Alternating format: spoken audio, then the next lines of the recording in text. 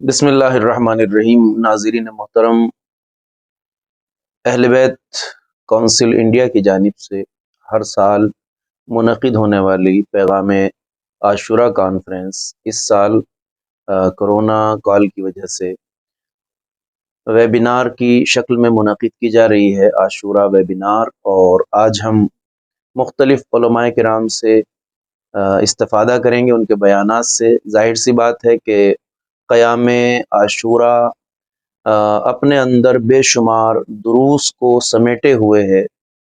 واقعہ کربلا کے ان گنت پہلو ہیں جن پر ہم علماء سے استفادہ کرتے ہوئے مختلف بیانات سنتے رہتے ہیں۔ ایام عزائے سید الشہداء یعنی ماہ محرم کے استقبال میں ہر سال اہل بیت کونسل آف انڈیا کی جانب سے منعقد ہونے والے پیغام عاشورہ کانفرنس آج جو یہ ویبینار کی شکل میں ہو رہا ہے، یقینی طور پر سب سے پہلا جو فریضہ اور ذمہ داری ہم عزاداران سید الشہداء کی ہے، ماتمداران سید الشہداء کی ہے، وہ یہ ہے کہ ہم مقصد قیام سید الشہداء سے آشنا ہوں۔ قیام کربلا کے جو اہداف اور مقاصد مد نظر رہے حضرت امام حسین علیہ السلام کے لیے، اور جن اہداف اور مقاصد کی خاطر آپ نے اتنی عظیم قربانیاں دی ہیں، جس کا اثر رہتی دنیا تک باقی ہے، اور آج 1400 سال بعد بھی کربلا کی تاثیر اور اثریت باقی ہے اور جاری و ساری ہے۔ یقینی طور پر وہ کوئی معمولی اہداف نہیں ہوں گے، وہ کوئی معمولی مقاصد نہیں ہوں گے، وہ کوئی معمولی سید الشہداء کا مقصد نہیں ہوگا جس کے لیے آپ نے اتنی عظیم اتنی بڑی قربانی دی ہے۔ بادی النظر میں اگر دیکھا جائے تو سید الشہداء نے اپنے کلمات میں بھی اس بات کا اظہار کیا ہے کہ مقصد قیام حضرت امام حسین علیہ السلام کا کیا ہے۔ آپ نے اپنے بھائی حضرت محمد حنفیہ کو جو وصیت نامہ تحریر کیا ہے، اس میں واضح لفظوں میں اس بات کی طرف اشارہ کیا ہے کہ میں نہ ظلم اور جور کے لیے نکلا ہوں، نہ ہی فتنہ و فساد کے لیے نکلا ہوں، بلکہ میں اپنے نانا کی امت کی اصلاح کے لیے نکلا ہوں۔ ارید ان آمر بالمعروف، میں امر بالمعروف کرنا چاہتا ہوں، وانہا عن المنکر، اور میں برائیوں سے روکنا چاہتا ہوں، اور اپنے نانا رسول خدا اور بابا علی مرتضیٰ کی سیرت پر عمل کرنا چاہتا ہوں۔ یقینی طور پر یہ جملہ اپنے اندر ایک کائنات معنی کو سموئے ہوئے ہے، اور دیگر بہت سے پہلو ہیں اس واقعہ کربلا کے جو مولا حضرت امام حسین علیہ السلام کے مد نظر رہے ہیں، اور اس سے جو تاریخی انقلابات واقع ہوئے ہیں اور صدیوں پر جو واقعہ کربلا کا اثر رہا ہے، اور اس سے انسانوں نے ہر دور میں، آزاد ضمیر انسانوں نے اور بالخصوص عاشقان اہل بیت نے جو سبق جو درس حاصل کیے ہیں، جس کی بنا پر آج تک ظلم کے مقابلے میں حق کی جد و جہد کا سلسلہ جاری ہے، انقلابات کا سلسلہ جاری ہے، بڑے بڑے مارکے صبر اور ضبط اور امام حسین کی سیرت پر عمل کر کے جو سر کیے ہیں حق والوں نے، وہ سب قربانی سید الشہداء کا فیض ہے اور صدقہ ہے۔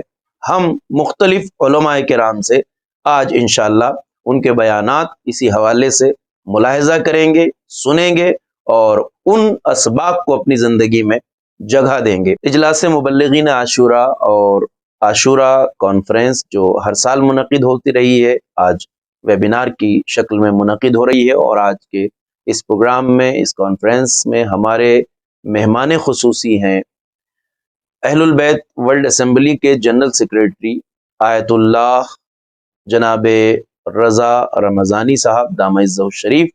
میں اپنے مہمان خصوصی کی خدمت میں گزارش گزار ہوں کہ وہ اپنے بیانات سے ہمیں مستفیض فرمائیں۔ اعوذ باللہ من الشیطان الرجیم، بسم اللہ الرحمن الرحیم، الحمدللہ رب العالمین، وصلی اللہ علی محمد و آلہ الطاہرین۔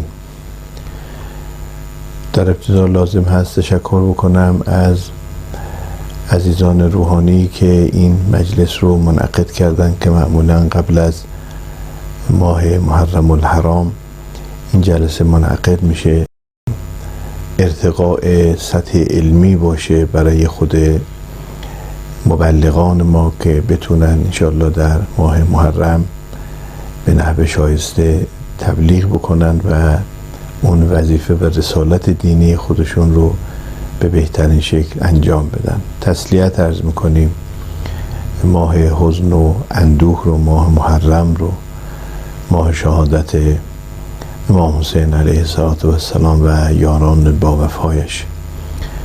درباره محرم بحث های زیادی قابل طرح هست و شما مبلغان محترم هم به مباحث فراوانی در این زمینه تاکنون پرداختید، ولی این به این معنا نیست که ما به همه زوایاش توجه کرده باشیم.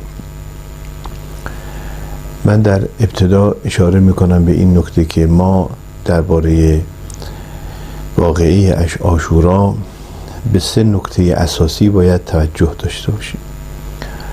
یک نکته اینه که اگر میخوایم این واقعه رو و این حادثه رو معرفی بکنیم باید به نقل معتبر توجه داشته باشیم، به منابع معتبر و کتاب‌هایی که معتبر هست اونها رو ملاک قرار بدیم، چون در این زمینه هم تحریفاتی ذکر شده که برخی از بزرگان مثل محدث نوری رضوان الله علیه به برخی از این تحریف‌ها اشاره فرمودن.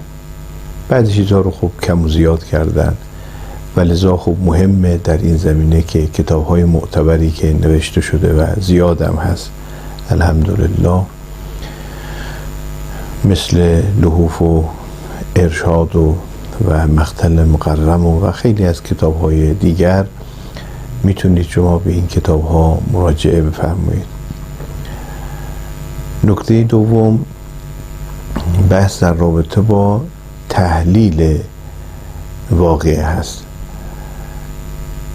یه وقتی هست که ما این بحث رو مطرح میکنیم که این واقعه چگونه اتفاق افتاده، اون چی رو که در روز عاشورا و شب عاشورا به وجود آمده اونها رو کاملا روشن میکنیم.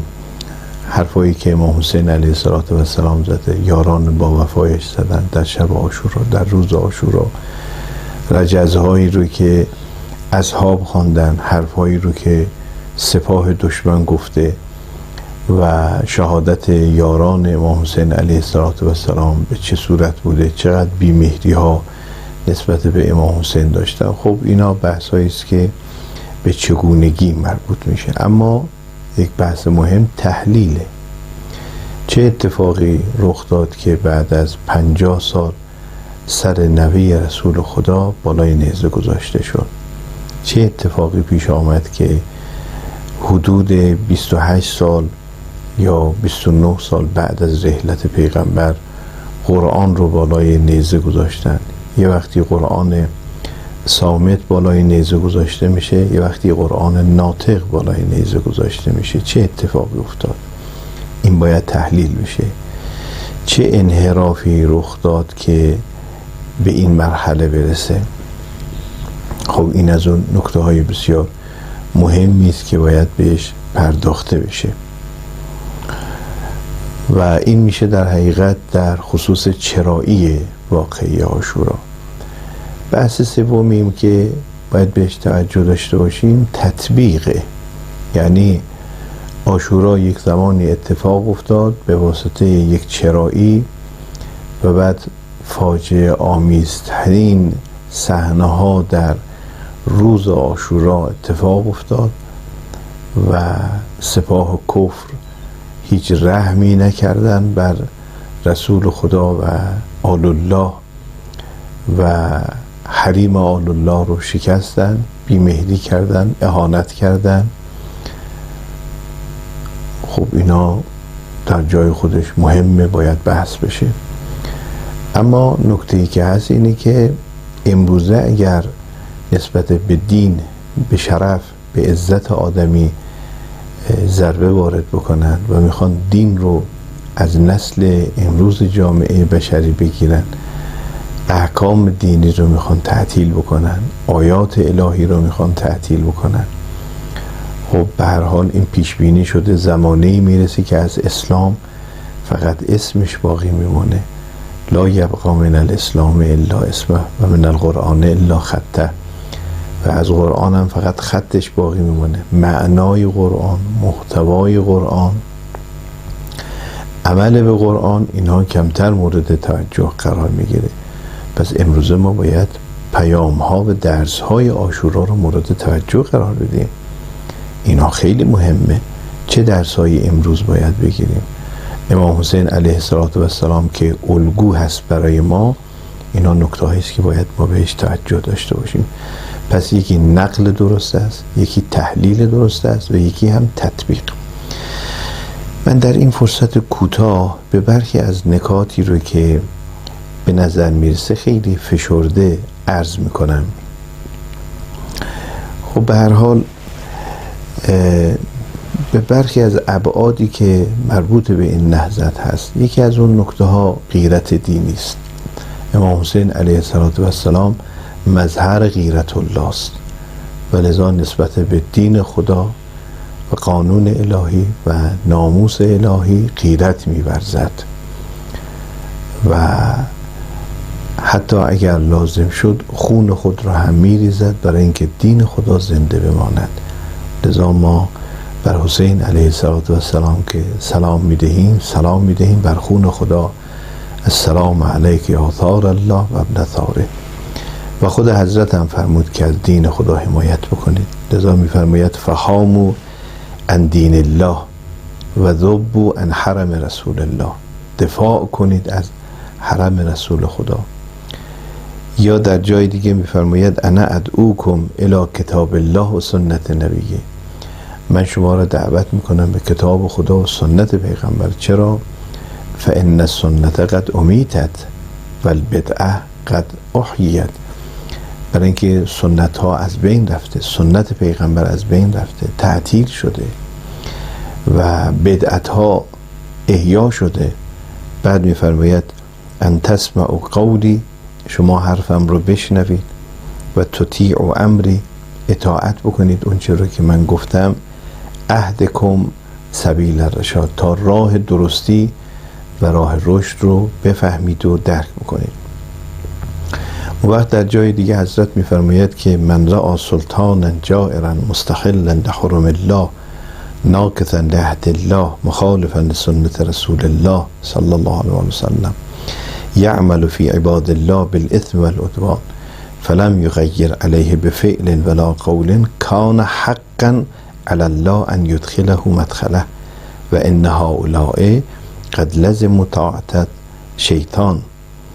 میفرماید اگر شما یه چنین شرایطی رو دیدین که افرادی بودن، سلطانی بوده که جائر و ستمگر هست و حلال میدانه حرام خدا رو و عهد الهی رو، پیمان الهی رو میشکند و با سنت رسول خدا مخالفت میکنه و در بین مردم گناه و تجاوز میکنه و با فعل و قول خودش هیچ تغییری ایجاد نمیده و در حقیقت جنایت میکنه و تحریف میکنه دین رسول خدا رو، اونجا وظیفه است که شما به رسالت خودتون عمل بکنید، چون اونها پیرو شیطان شدن.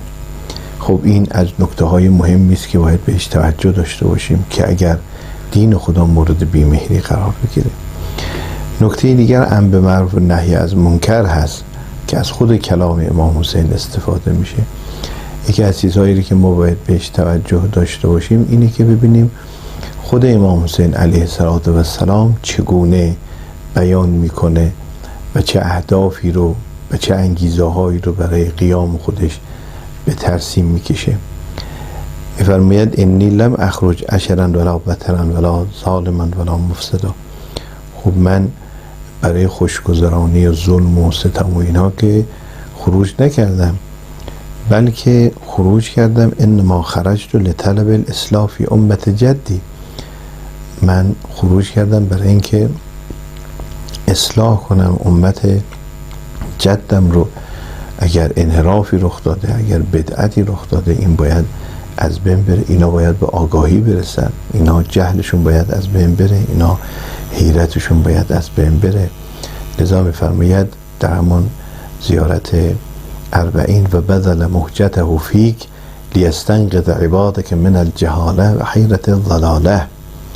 بعد میفرماید که اريد ان آمر بالمعروف و انها عن المنکر و اسیر به سیرت جدی و ابی علی ابن ابی طالب علیه السلام. من برای امر به معروف و نهی از منکر و احیاء سنت خدا، سنت پیامبر اکرم و سنت پدر بزرگوارم علی علیه السلام به پا خواستم. خب این هم از اون نکته هایی است که باید بهش توجه داشته باشه.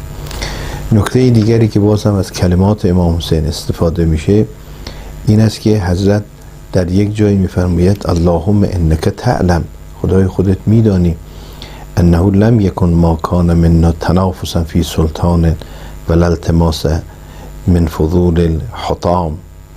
یعنی خدای خودت میدانی که من برای سلطه‌جویی و کسب قدرت و مانند اینها قیام نکردم، لکن لنری المعالم یا لنرد المعالم من دینک، برای این بوده که نشانه های دین رو به دیگران بشناسانم و نشان بدهم و نظهر الاسلام فی بلادک، و در کشورها و در جامعه اسلامی که انحراف ایجاد شده اون رو اصلاح بکنم و یعمل المظلومون من عبادک، برای اینکه بندگان خدا و اونهایی که مظلوم بودن اینها در امنیت باشن و به فرائض و سنن و احکام عمل بکنن و یعمل به فرائضی که و سننی که یا و سنتی که و سننی که و احکامی که، و این احکام اینها باید همش در حقیقت احیا بشه.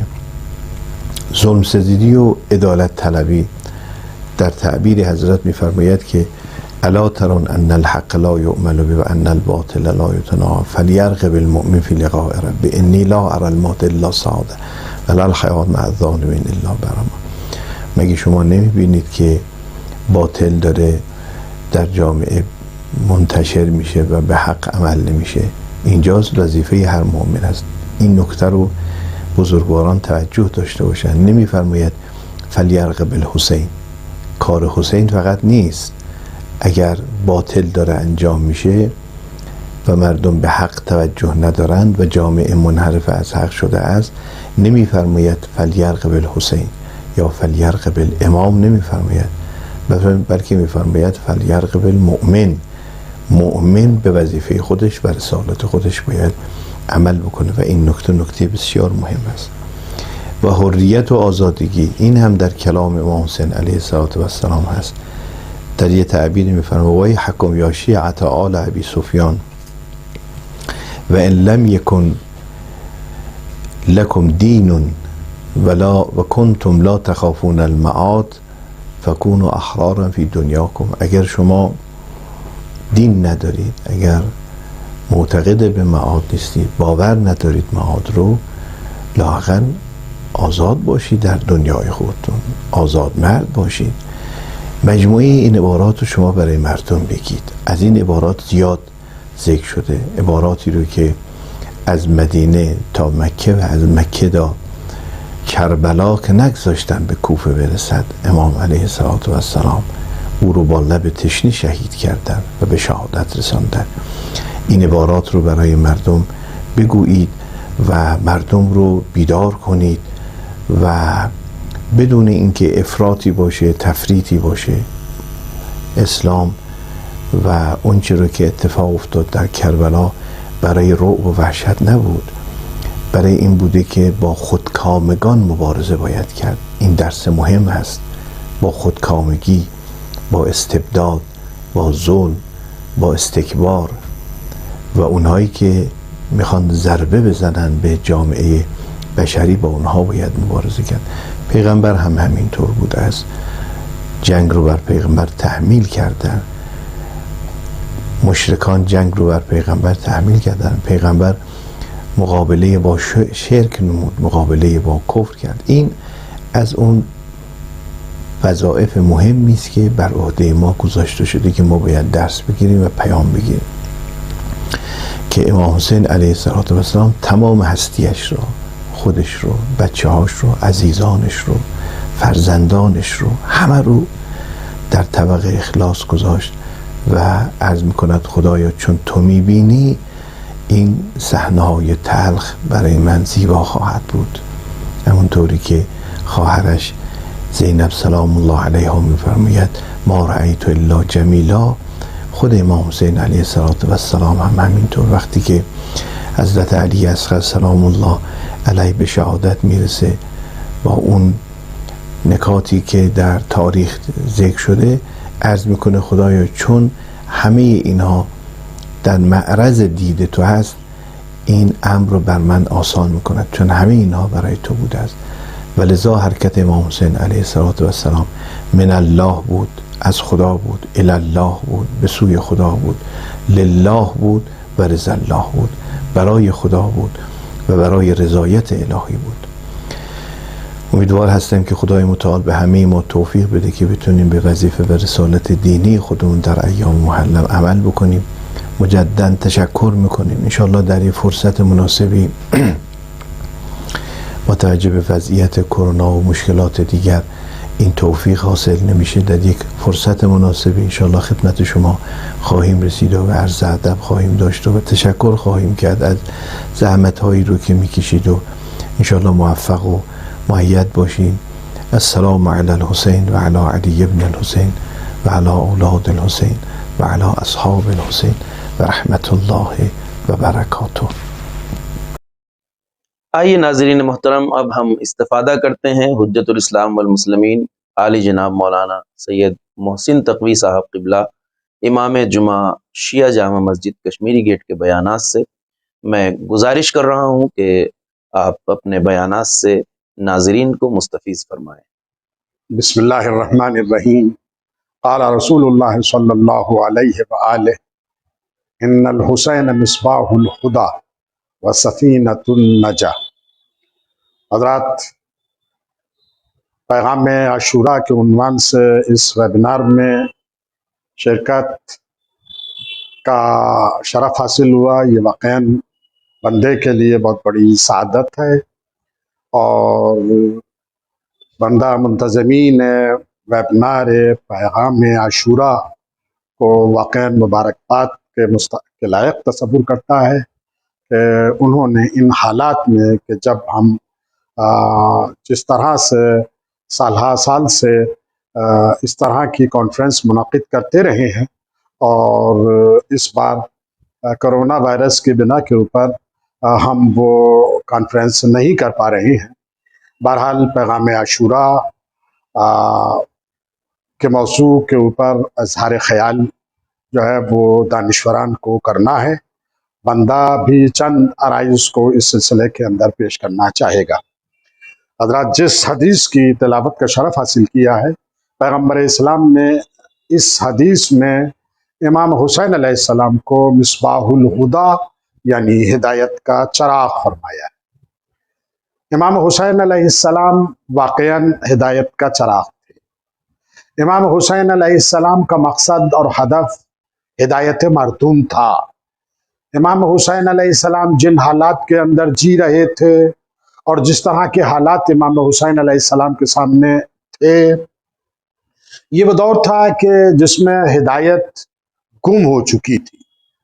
برائی جب اچھائی کا لباس پہن لے، جب برائی کو برائی تصور نہ کیا جائے بلکہ عین اسلام تصور کر لیا جائے، اس سے زیادہ برا وقت میں سمجھتا ہوں کہ انسان کے لیے نہیں ہو سکتا۔ سرزمین کربلا کے اوپر یہی صورتحال تھی۔ برائی نہ صرف یہ کہ برائی نہیں تھی، بلکہ حاکم وقت کی طرف سے چونکہ ایک تاثر لوگوں کے ذہنوں کے اندر یہ تھا، لوگوں کا عقیدہ یہ تھا، حاکم جو کچھ کر رہا ہے اور حاکم جو کچھ کرتے ہیں وہ حق ہی ہوتا ہے۔ امام حسین علیہ السلام اس بگڑی ہوئی صورتحال میں ظاہر ہے کہ خاموشی کے ساتھ زندگی نہیں گزار سکتے تھے۔ امام حسین علیہ السلام نے اپنے اس ہدف کو حاصل کرنے کے لیے اپنی آواز بلند کی، اور تمام ائمہ کی طرح سے بلند کی۔ تمام ائمہ نے ہدایت کی ہے اور سخت ترین حالات میں ہدایت کی ہے۔ لوگ اپنی جانوں کی پرواہ کر کے کوشہ نشین ہو سکتے ہیں، لیکن ایک امام وقت ظاہر ہے کہ وہ گوشہ نشینی کی زندگی نہیں گزار سکتا. تو بہرحال ایک امام کا مقصد ہدایت. دوسری جو چیز پیغمبر اسلام نے امام حسین علیہ السلام کے لیے بیان فرمائی ہے وہ سفینۃ النجاہ، یعنی نجات کی کشتی. اور واقعاً امام حسین علیہ السلام نجات کی کشتی تھے. دنیا ضلالت و گمراہی کے سیلاب میں بہہ رہی تھی، لہذا ان حالات میں انسانیت کو بچانے کے لیے امام حسین علیہ السلام کا یہ اقدام ہمارے سامنے آتا ہے. اور امام حسین علیہ السلام کا ہدف ہدایت مرتوم ہے، لوگوں کی ہدایت ہے، خصوصیت کے ساتھ ان بدلے ہوئے حالات میں لوگوں کو صحیح طور کے اوپر متوجہ کرنا ہے کہ اسلام حقیقی کون سا ہے، وہ اسلام کون سا ہے جو پیغمبر اسلام جو ہے وہ دنیا تک پہنچانا چاہتے تھے. تو بہرحال امام حسین کا ہدف ہدایت ہے، اور ہماری عزاداری کا ہدف بھی ہدایت سے جداگانہ نہیں ہے. ہم بھی امام حسین علیہ السلام کو اسی لیے یاد کرتے ہیں کہ تاکہ ہمارے دین اور ایمان کی لو کبھی بجھنے نہ پائے. ہم امام حسین علیہ السلام کی محبت اپنے دل کے اندر اسی لیے لیے ہوئے ہیں کہ حسین نے جو انقلاب پیش کیا، حسین نے جو تحریک آگے بڑھائی، وہ تحریک ہدایت تھی. لہذا اور اسلام حقیقی تک پہنچنے کا راستہ تھا. شاعر نے بھی کہا ہے، اور بہت مشہور شاعر ہے، اور حالانکہ کوئی شیعہ شاعر نہیں، کہ اسلام زندہ ہوتا ہے ہر کربلا کے بعد. دیکھیں یہاں ہر کربلا سے کربلا مراد نہیں ہے کہ کربلا بار بار ہوتی ہے، کربلا ریپیٹ ہوتی ہے. یہاں اس سے مراد جو ہے وہ یہ ہے کہ اسلام زندہ ہوتا ہے ہر کربلا کے بعد، یعنی ہر ذکر کربلا کے بعد. تو بہرحال ذکر کربلا اسلام کے احیاء کا ایک بہترین وسیلہ ہے. ہمیں اسے ہر قیمت کے اوپر اس سے وابستہ رہنا چاہیے. یہی ہمارا مقصد ہونا چاہیے، اور اسی کی برکتیں اور اسی کی جو ہے وہ لطائف ہماری زندگی کے اندر شامل حال ہوتے رہے ہیں. تاریخ گواہ ہے. آج اگر ہمارا یعنی وجود اگر باقی ہے تو وہ عزاداری کی بدولت باقی ہے. تو بہرحال عزاداری کا ہدف وہی ہے کہ جو امام حسین علیہ السلام کا ہدف تھا. دیکھیے حالات بدلتے رہتے ہیں، بدلے ہوئے حالات میں عزاداری کی نوعیتوں میں، عزاداری کی کیفیتوں کے اندر فرق آتے رہتے ہیں. بلکہ جیسے جس ملک کے اور جس مقام کے اوپر شیعہ نے اہل بیت عزاداری کر رہے ہوتے ہیں، اس کے مخصوص حالات کے تحت عزاداری مختلف ہوتی رہتی ہے. لہذا اس کرونا وائرس کے ہوتے ہوئے ہمیں اپنی عزاداری کے اندر ظاہر ہے کہ قانون ہمیں اپنے ہاتھوں میں نہیں لینا، بد احتیاطی کو ہمیں فروغ نہیں دینا. کورونا وائرس سے ہمیں خود کو بھی بچانا ہے اور دوسروں کو بھی بچانا ہے. لہذا بدلے ہوئے حالات میں جو ڈاکٹروں کا بہترین مشورہ آپ حضرات کے لیے ہو. دیکھیے ہندوستان ایک وسیع ملک ہے، اس کے اندر مختلف مقامات کے اوپر مختلف حالات ہیں کورونا وائرس کو لے کر. لہذا جیسے جہاں حالات ہوں اس کے اعتبار سے جو ہے وہ عزاداری کی جائے. دیکھیے خداوند تبارک و تعالیٰ نے یا ائمہ اہل بیت علیہ السلام نے عزاداری کے آداب اور رسوم طے نہیں کیے ہیں. یعنی یہ نہیں بتایا گیا کہ عالم کتنا بڑا ہونا چاہیے، ذوالجناح کس شکل میں نکلنا چاہیے، جھولا کیسا ہونا چاہیے، ماتم کس انداز کے اوپر ہونا چاہیے. یہ تمام چیزیں جو ہیں وہ مومنین کے اوپر چھوڑی گئی ہیں، یہ حالات کے سپرد کی گئی ہیں. جیسے حالات ہوں انہی حالات کے اعتبار سے جو ہے وہ عزاداری کی جائے. تو بہرحال اپنے اس مقصد کو کہ ہمیں امام حسین علیہ السلام کی اس مصیبت کے اوپر گریہ بھی کرنا ہے، امام حسین علیہ السلام کے اس مقصد کو دنیا تک پہنچانا بھی ہے، اور اس مقصد کو پہنچانے کی خاطر ہمیں جو مناسب سلیقہ وجادلہم باللتی ہی احسن کے طریقے کے اوپر عمل کرتے ہوئے امام حسین علیہ السلام کے پیغام کو جو ہے وہ دنیا تک ہمیں پہنچانا بھی چاہیے، بہترین انداز کے اندر پہنچانا چاہیے. ایسے انداز میں ہمیں پہنچانے کی کوئی ضرورت نہیں ہے کہ جو خلفشار کا سبب بنے. لہذا ایک دعوت دیتے ہوئے، دعوت اسلام دیتے ہوئے، دعوت غور و فکر دیتے ہوئے ہمیں اپنے مطالب کو جو ہے وہ لوگوں تک پہنچانا چاہیے. اور یہی अज़ा का मकसद है। देखिए, अज़ादारी बंद कब्रों के अंदर भी हो सकती है और एक ज़माने में हुई है। जब तारीख़ तशय्यो में तक़िये का दौर था तो बंद कब्रों के अंदर अज़ादारियाँ हुई है। लेकिन सड़कों के ऊपर जुलूस क्यों लाए गए? सड़कों पर जुलूस इसलिए लाए गए कि ताकि इमाम हुसैन अलैहिस्सलाम का ये पैगाम दुनिया तक पहुंच सके। लिहाजा हमें अगर जुलूस निकालना पड़े तो जुलूस अपनी पूरी शान व आबो ताब के साथ होना चाहिए। यानी एक इस जुलूस को देखने के बाद हर इंसान ये फैसला करे कि वाकईन ये सोगवार हजरात हैं कि जो अपने इमाम शहीद के ऊपर आंसू बहा रहे हैं और उनके मकसद को जिंदा करने के लिए जो है ये लोग सड़क के ऊपर आए हैं। वरना सड़क पे आने का कोई अजर सवाब नहीं है। सड़क पे आने का अजर सवाब बस यही है कि इंसान जो है वो हम अपने इस पैगाम को जो है वो दुनिया वालों तक पहुंचाएं। बहरहाल आज़ादारी का एक पैगाम बहुत बड़ा पैगाम है। रोज़े आशूरा इंसान की ज़िंदगी के अंदर इनकलाब पैदा करने वाली शय है। लिहाजा हमें इसे हर कीमत के ऊपर अपनी पूरी संजीदगी के साथ, अपने पूरे इन्हमाक के साथ, पूरी तवज्जोहात के साथ आज़ादारी को जो है वो मनाना चाहिए। वो इसलिए कि ये हमारी हयात की भी ज़ामिन है, हमारे ईमान की भी ज़ामिन है। वसल्लल्लाहु अला मुहम्मद व अहले बैतिही तय्यबीन अत्ताहिरीन। नाज़रीन मोहतरम, पैगाम आशूरा वेबिनार जारी है और अब हम इस्तिफ़ादा करेंगे ख़तीब अहले बैत आली जनाब मौलाना ज़हीर अब्बास साहब क़िबला के बयानात से, जो मुंबई से हमारे साथ शामिल हो रहे हैं। मैं क़िबला की खिदमत में गुजारिश कर रहा हूँ कि अपने बयान से नाज़रीन और सामीन के क़ुलूब को मुनव्वर फरमाएँ।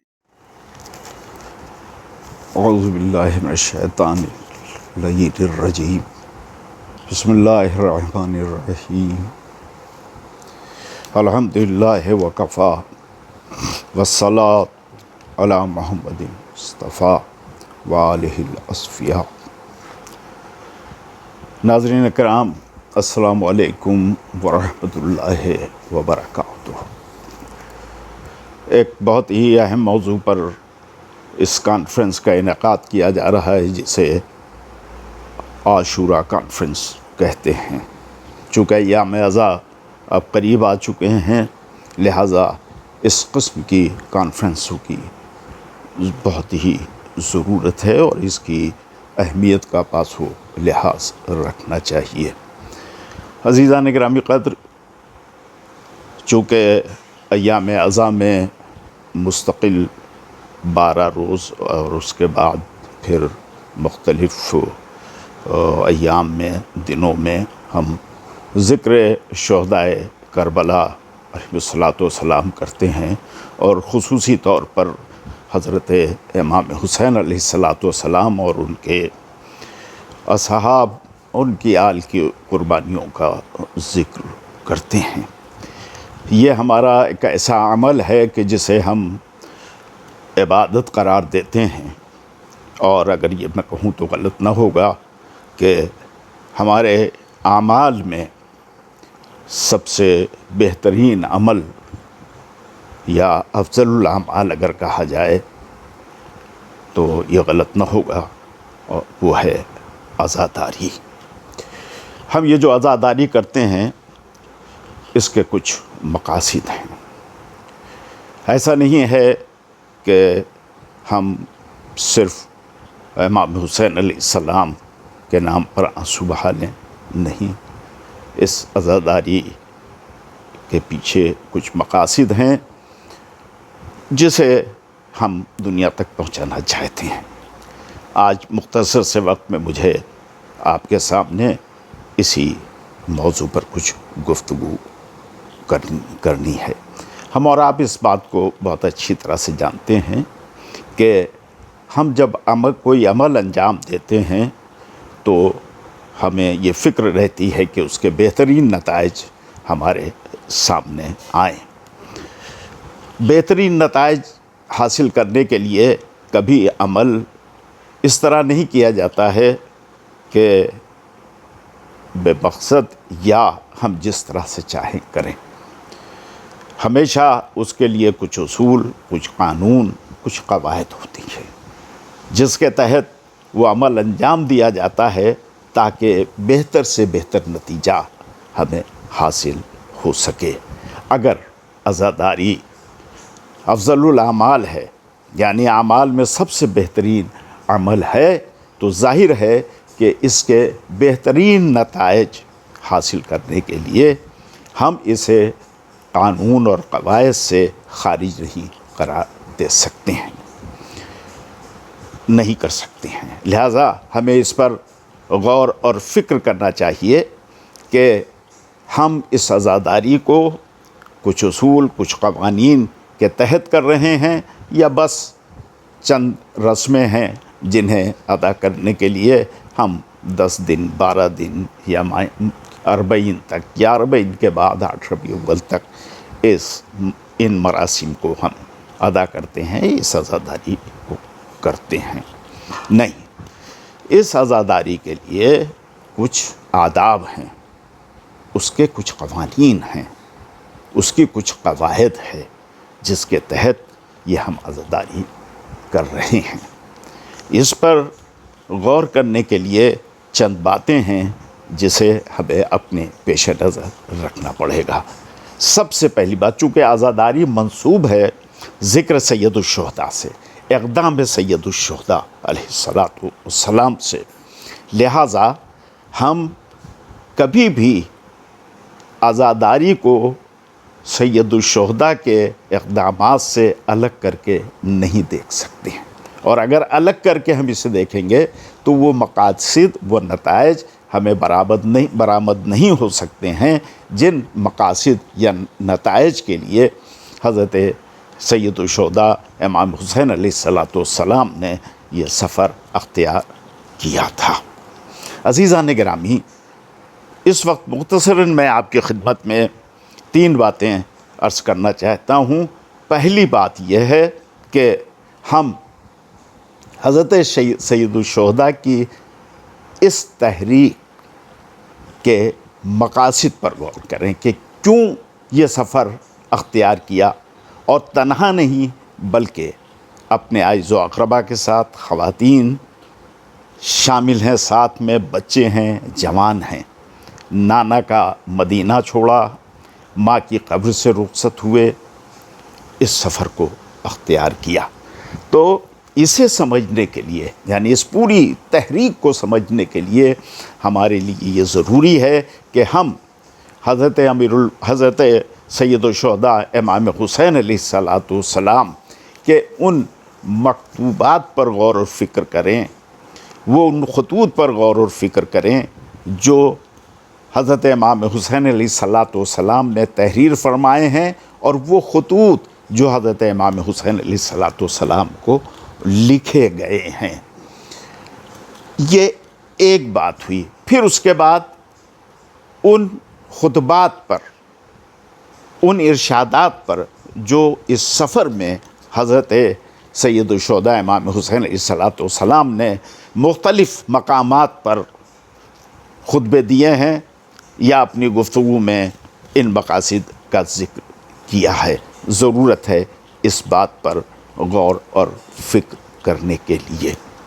پھر اس کے بعد یہ دیکھیے کہ حضرت امام حسین علیہ السلام نے جن لوگوں کا سلیکشن کیا ہے اپنے ساتھ لے جانے کا، وہ کس قسم کے افراد تھے کہ جنہیں یوں تو آپ سمجھیے مدینہ اس کی آبادی میرا خیال ہے کہ 1 لاکھ کے قریب رہی ہوگی جب حضرت امام حسین علیہ السلام نے سفر کیا، لیکن امام نے مدینے والوں کو آواز نہیں دیا، بلایا نہیں، انتخاب کیا، مختصر سے انتخاب۔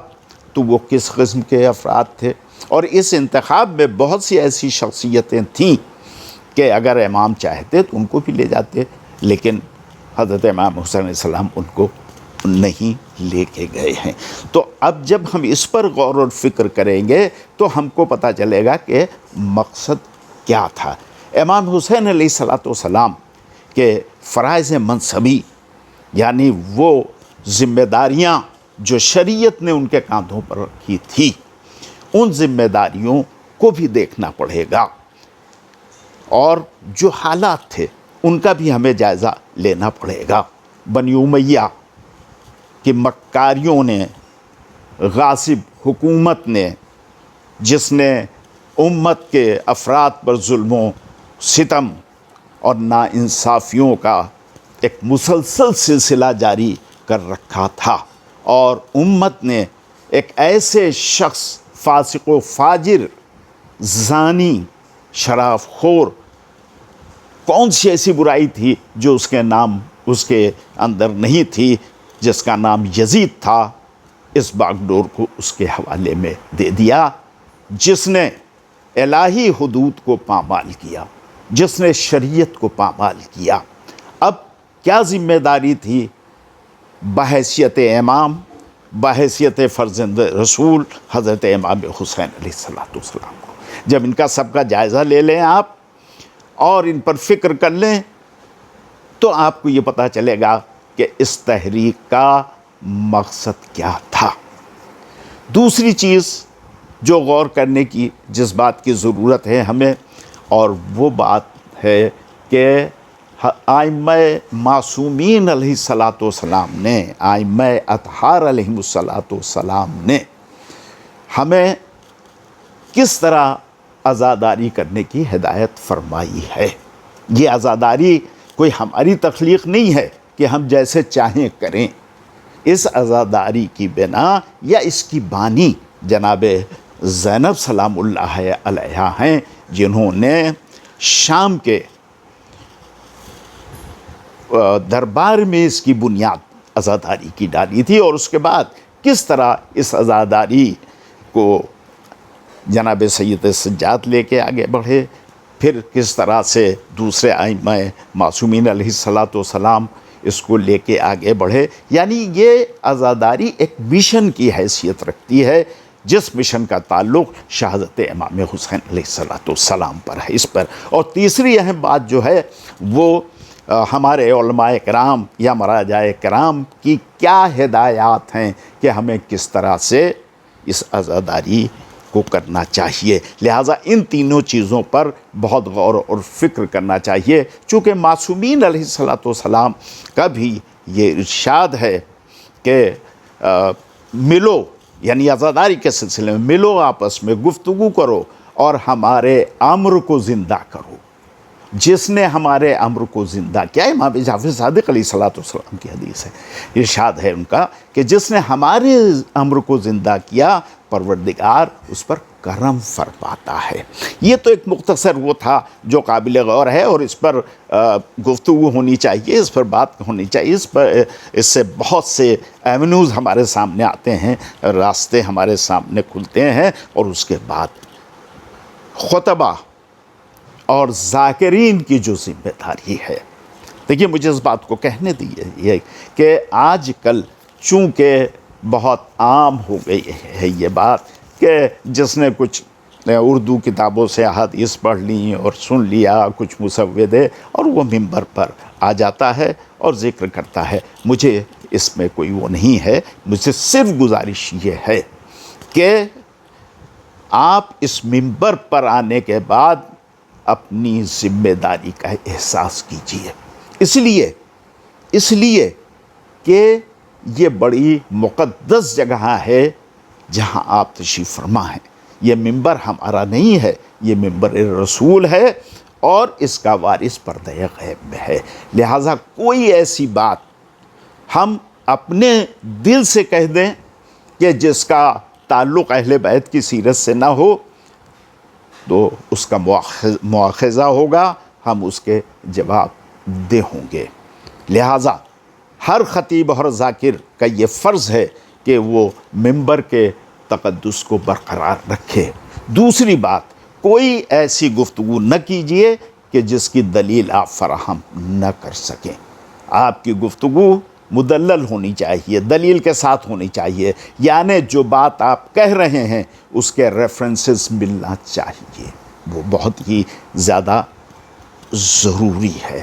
تیسری بات میں آپ کی خدمت میں عرض کر دوں کہ آج کل جب ذاکرین مصائب پڑھتے ہیں تو کبھی کبھی ایسی باتیں کہہ دیتے ہیں مصائب میں کہ جو اہل بیت کے شایان شان نہیں ہوتی ہے، اس لیے کہ وہاں ہر قدم رضائے الہی کے تحت اٹھ رہا تھا، اور ہم جو گفتگو کرتے ہیں وہ اپنے جذبات کے تحت کرنے لگتے ہیں. یعنی جس معاشرے اور جس سماج میں ہم ہیں اور جو کچھ ہم دیکھتے ہیں یا محسوس کرتے ہیں، ہم سمجھتے ہیں کہ یہی سید الشہداء کے بھی عمل رہا ہوگا، یہی جناب زینب کا اور سید سجاد کا، یا جو آئے تھے قربانی کے لیے. نہیں، وہاں ہر ایک اس بات کی طرف متوجہ رہتا تھا کہ امام کیا ارشاد فرما رہے ہیں، امام کا حکم کیا ہے، اور امام رضائے الہی کے ساتھ انجام دے رہے تھے. اور اسی کے ساتھ یہ بھی میں آپ کی خدمت میں عرض کر دوں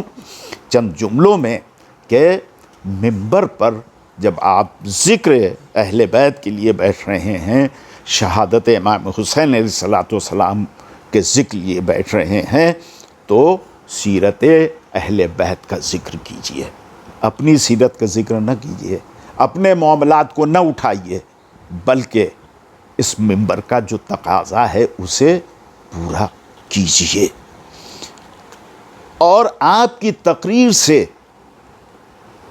آپ کی گفتگو سے، منبر سے انسان کی، یعنی سننے والے کی، سامع کی، اہل بیت کے چاہنے والوں کی، جو عزادار ہیں، جو فرش عزا پر آئے ہیں، ان کی فکری سطح بلند ہونی چاہیے، ان کے اندر ایک انقلاب پیدا ہونا چاہیے. اگر ذکر سید الشہداء سے انقلاب نہ پیدا ہوا تو اس کا مطلب یہ ہے کہ یہ ذکر ہمارا ذہنوں نے قبول نہیں کیا ہے. یعنی اخلاقیات بہتر ہونے چاہیے، روزمرہ کی زندگی بہتر ہونی چاہیے. انسان آپ کی تقریر کو یہ سن کر یہ محسوس کرے کہ مجھے اس سیرت پر عمل کرنا چاہیے. عزیزان گرامی قدر، وقت میں اتنی گنجائش نہیں ہے کہ اس پر گفتگو کر سکیں، ورنہ یہ موضوع تو اس بات کا متقاضی ہے کہ اس پر ذرا تفصیل سے بات کرنی چاہیے. لیکن بہرحال چونکہ مجھے 10 منٹ تھا اور اب 15 منٹ سے بھی زیادہ ہو گئے ہیں، چلتے چلتے last but not the least, یہ کووڈ کا زمانہ ہے، کووڈ-19 کا چل رہا ہے. پچھلے ایام اعزاں میں بھی ہم نے اس کا مقابلہ کیا، اور اس بار پھر ہم فیس کر رہے ہیں اس چیز کو. میری آپ سے گزارش ہے کہ ایام اعزاں کے دوران آپ جو پروٹوکول ہے، جس شہر میں آپ ہوں، جس دیہات میں آپ ہوں، جس قصبے میں آپ ہوں، آپ ان قوانین پر پابندی کیجیے. ماسک لگا کے چلیے، ڈسٹنس رکھیے جب بیٹھیے. مختصر یہ کہ خود بچیے اور اپنے گھر والوں کو بچانے کی کوشش کیجیے. وعلیکم السلام ورحمۃ اللہ وبرکاتہ. آئیے ناظرین محترم، اب حجت الاسلام والمسلمین عالی جناب مولانا رئیس احمد جارچوی صاحب قبلہ کے بیانات سے استفادہ کرتے ہیں. میں قبلہ محترم سے ادب و احترام سے گزارش کر رہا ہوں کہ وہ اپنے بیان سے ہمیں مستفیض فرمائیں. السلام علیکم ورحمۃ اللہ وبرکاتہ. اہل بیت کونسل انڈیا کی جانب سے یہ سالانہ پروگرام مبلغین عاشورہ کانفرنس کے عنوان سے ہم اس میں آپ کی خدمت میں حاضر ہیں، اور اس وقت کچھ باتیں ہیں جو عرض کرنا ہے. عاشورہ کے تعلق سے جو باتیں ہیں وہ بہرحال ہمارا سماج اور ہمارا معاشرہ اور شیعی دنیا اس کو اچھی طرح سے پہچانتی ہے اور جانتی ہے، اور یہ خیال رہے کہ عاشورہ اہم ترین موضوع ہے، اور امام حسین علیہ السلام کی عزاداری شیعت کی روح بھی ہے اور شیعت کی پہچان بھی ہے. پوری دنیا میں امام حسین علیہ السلام کا غم منایا جاتا ہے. شیعہ بھی غم مناتے ہیں، برادران اہل سنت بھی یہ غم مناتے ہیں، اور دوسرے افراد بھی اس غم میں شریک ہیں. یعنی غم سید الشہداء ایسا غم ہے کہ اس میں انسانیت کے ناطے ہر انسان شریک ہے، اور ہر آدمی چاہتا ہے کہ ہم امام حسین علیہ السلام کو کسی نہ کسی انداز میں خراج عقیدت پیش کریں. امام حسین علیہ السلام کی عزاداری، اور یہ عزاداری محرم قریب آ گیا ہے اور عزاداری کا زمانہ بالکل نزدیک ہے. پیغامات میں بہت سے پیغامات ہیں، مگر ہمارا خیال یہ ہے کہ عزاداری میں سب سے اہم چیز ہے ہمکاری، یعنی جو کام آپ عزاداری کے عنوان سے کر رہے ہیں اس میں ایک دوسرے سے ارتباط کا ہونا ضروری ہے، اور ایک دوسرے سے میل محبت کے ساتھ ساتھ اتحاد کا ہونا ضروری ہے۔ عزاداری عرصہ دراز سے ہندوستان میں ہوتی چلی آ رہی ہے، اور یہ بہت بڑا نیٹ ورک ہے عزاداری کا، لیکن افسوسناک پہلو یہ ہے کہ ایک دوسرے سے مربوط نہیں ہے۔ حالانکہ ایک دوسرے سے اگر یہ مربوط ہوتے اور عزاداری یہ سید الشہداء برپا کرتے تو اس سے دوسری چیزیں قوم و ملت کے اندر پیدا ہوتی۔ عزاداری کے سلسلے سے بعض کا نظریہ یہ ہے کہ اس میں کچھ اصلاحات ہونا چاہیے۔ بے شک اگر ضرورت محسوس ہو تو اصلاحات ہونا چاہیے، مگر عزاداری کے لیے سب سے بڑا عنوان یہی ہے کہ عزاداری پیروی اہل بیت کے مطابق ہونا چاہیے، فرامین اہل بیت علیہ السلام کے مطابق ہونا چاہیے۔ اب رہا کچھ چیزیں ہیں جو ہندوستان میں ہم رہتے ہیں، کوئی پاکستان میں ہے، کوئی ایران میں ہے، کوئی عرب میں ہے، تو اپنا اپنا کلچر اور اپنی اپنی تہذیب ہے۔ اس تہذیب کے تطابق سے، اس تہذیب کے مطابق اگر کچھ چیزیں داخل ہو رہی ہیں لیکن وہ حرمت نہیں رکھتی، ان میں کوئی چیز حرام نہیں ہے، تو اس کا منانا، اس کا برپا کرنا جائز ہے۔ اسلام اس کو منع نہیں کرتا، اور اسلام اس کی اجازت دیتا ہے۔ عزاداری کے حدود وہی ہیں جو شریعت کے حدود ہیں، یعنی شریعت کے دائرے میں رہ کے شریعت جس چیز کی اجازت دیتی ہے اس چیز کو محرم اور عاشورہ کے تعلق سے دیکھا جا سکتا ہے، اور عزاداری میں داخل اور شامل کیا جا سکتا ہے۔ عزاداری وہ عنوان ہے کہ جو شیعت کی پہچان ہے، جیسا کہ ہم نے ابھی عرض کیا کہ شیعت کی پہچان ہے۔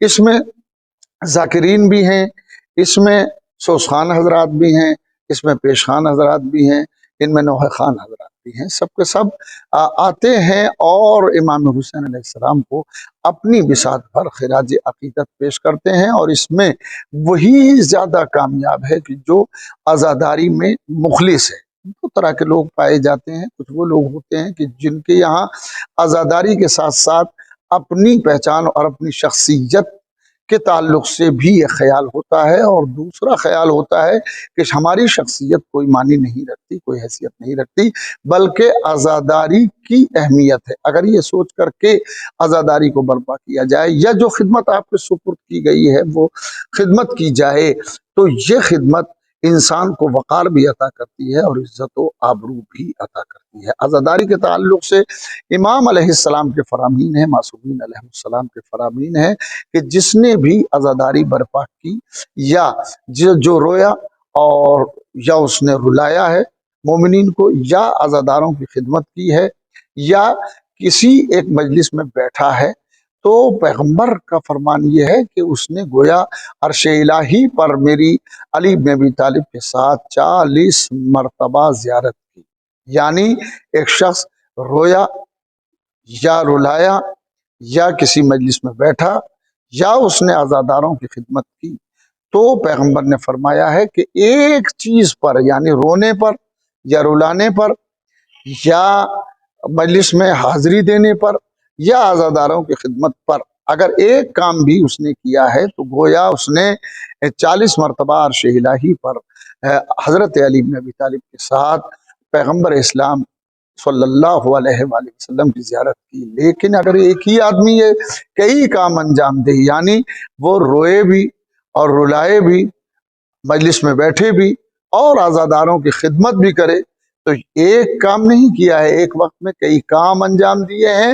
اس کے ثواب کا احصا کرنا، احاطہ کرنا آسان نہیں ہے، اور یہ بڑا مشکل کام ہوگا۔ لہٰذا عزاداری کو یہ سوچ کر کے انجام دیا جائے کہ ہم عزاداری جو کر رہے ہیں، یہاں ہم تنہا عزادار نہیں ہیں بلکہ کچھ وہ افراد بھی ہیں، وہ شخصیات بھی شامل ہیں ہمارے ساتھ عزاداری میں کہ جو ہمیں نظر تو نہیں آ رہی ہیں، مگر امام حسین علیہ السلام کے پرسے کا حق، امام حسین علیہ السلام کے پرسے کا حق ہم سے زیادہ ان کو ہے، وہ لوگ بھی یہاں پر موجود ہیں۔ اگر یہ تصور ہمارے یہاں عام ہو جائے کہ ہم تنہا عزادار نہیں ہیں بلکہ کچھ اور بھی لوگ ہیں جو عزادار ہیں، غیر مرئی ہیں، ہمیں نظر نہیں آ رہے ہیں مگر وہ عزاداری میں شامل ہیں ہمارے ساتھ، تو جو فرش اعضاء پر کوئی بےہودگی کا تصور اگر کہیں سے آ جائے تو وہ خود بخود ختم ہو جائے گا اور ذہن سے مٹ جائے گا، اس لیے کہ عزاداری بہت اہم چیز ہے، اور عزاداری ہم ہی تنہا نہیں کرتے بلکہ عزاداری میں بہت سے لوگ شریک ہیں، اور بہت سے ایسے لوگ شریک ہیں کہ جو ہمیں نظر نہیں آتے۔ عزاداری کا کہ ایک ایک چیز سبیل امام حسین علیہ السلام کا لگانا، علم مبارک کا برآمد کرنا، زری کا بنانا، فرش اعضاء کا بچھانا، عزاداروں کی خدمت کرنا، عزاداروں کا خیال رکھنا، یہ سب عزاداری کے حصے ہیں۔ ہمیں ان سب چیزوں کا خیال رکھنا چاہیے، اور سب سے بڑا پیغام یہی ہے کہ عزاداروں میں کسی بھی طرح کا اختلاف نہ ہونے پائے، بلکہ عزاداری کو ایک دوسرے کے ساتھ ہمکاری کے ساتھ میل محبت کے ساتھ عزاداری کو منایا جائے اور عزاداری کی جائے۔ عزاداری اہل بیت علیہ السلام کی وراثت ہے، ہر امام نے عزاداری کی ہے۔ یہ واقعہ کربلا کے بعد جتنے بھی امام آئے ہیں، اماموں نے عزاداری برپا کی ہے اور اماموں نے عزاداری میں حصہ لیا ہے۔ ایک واقعہ جو ملتا ہے کہ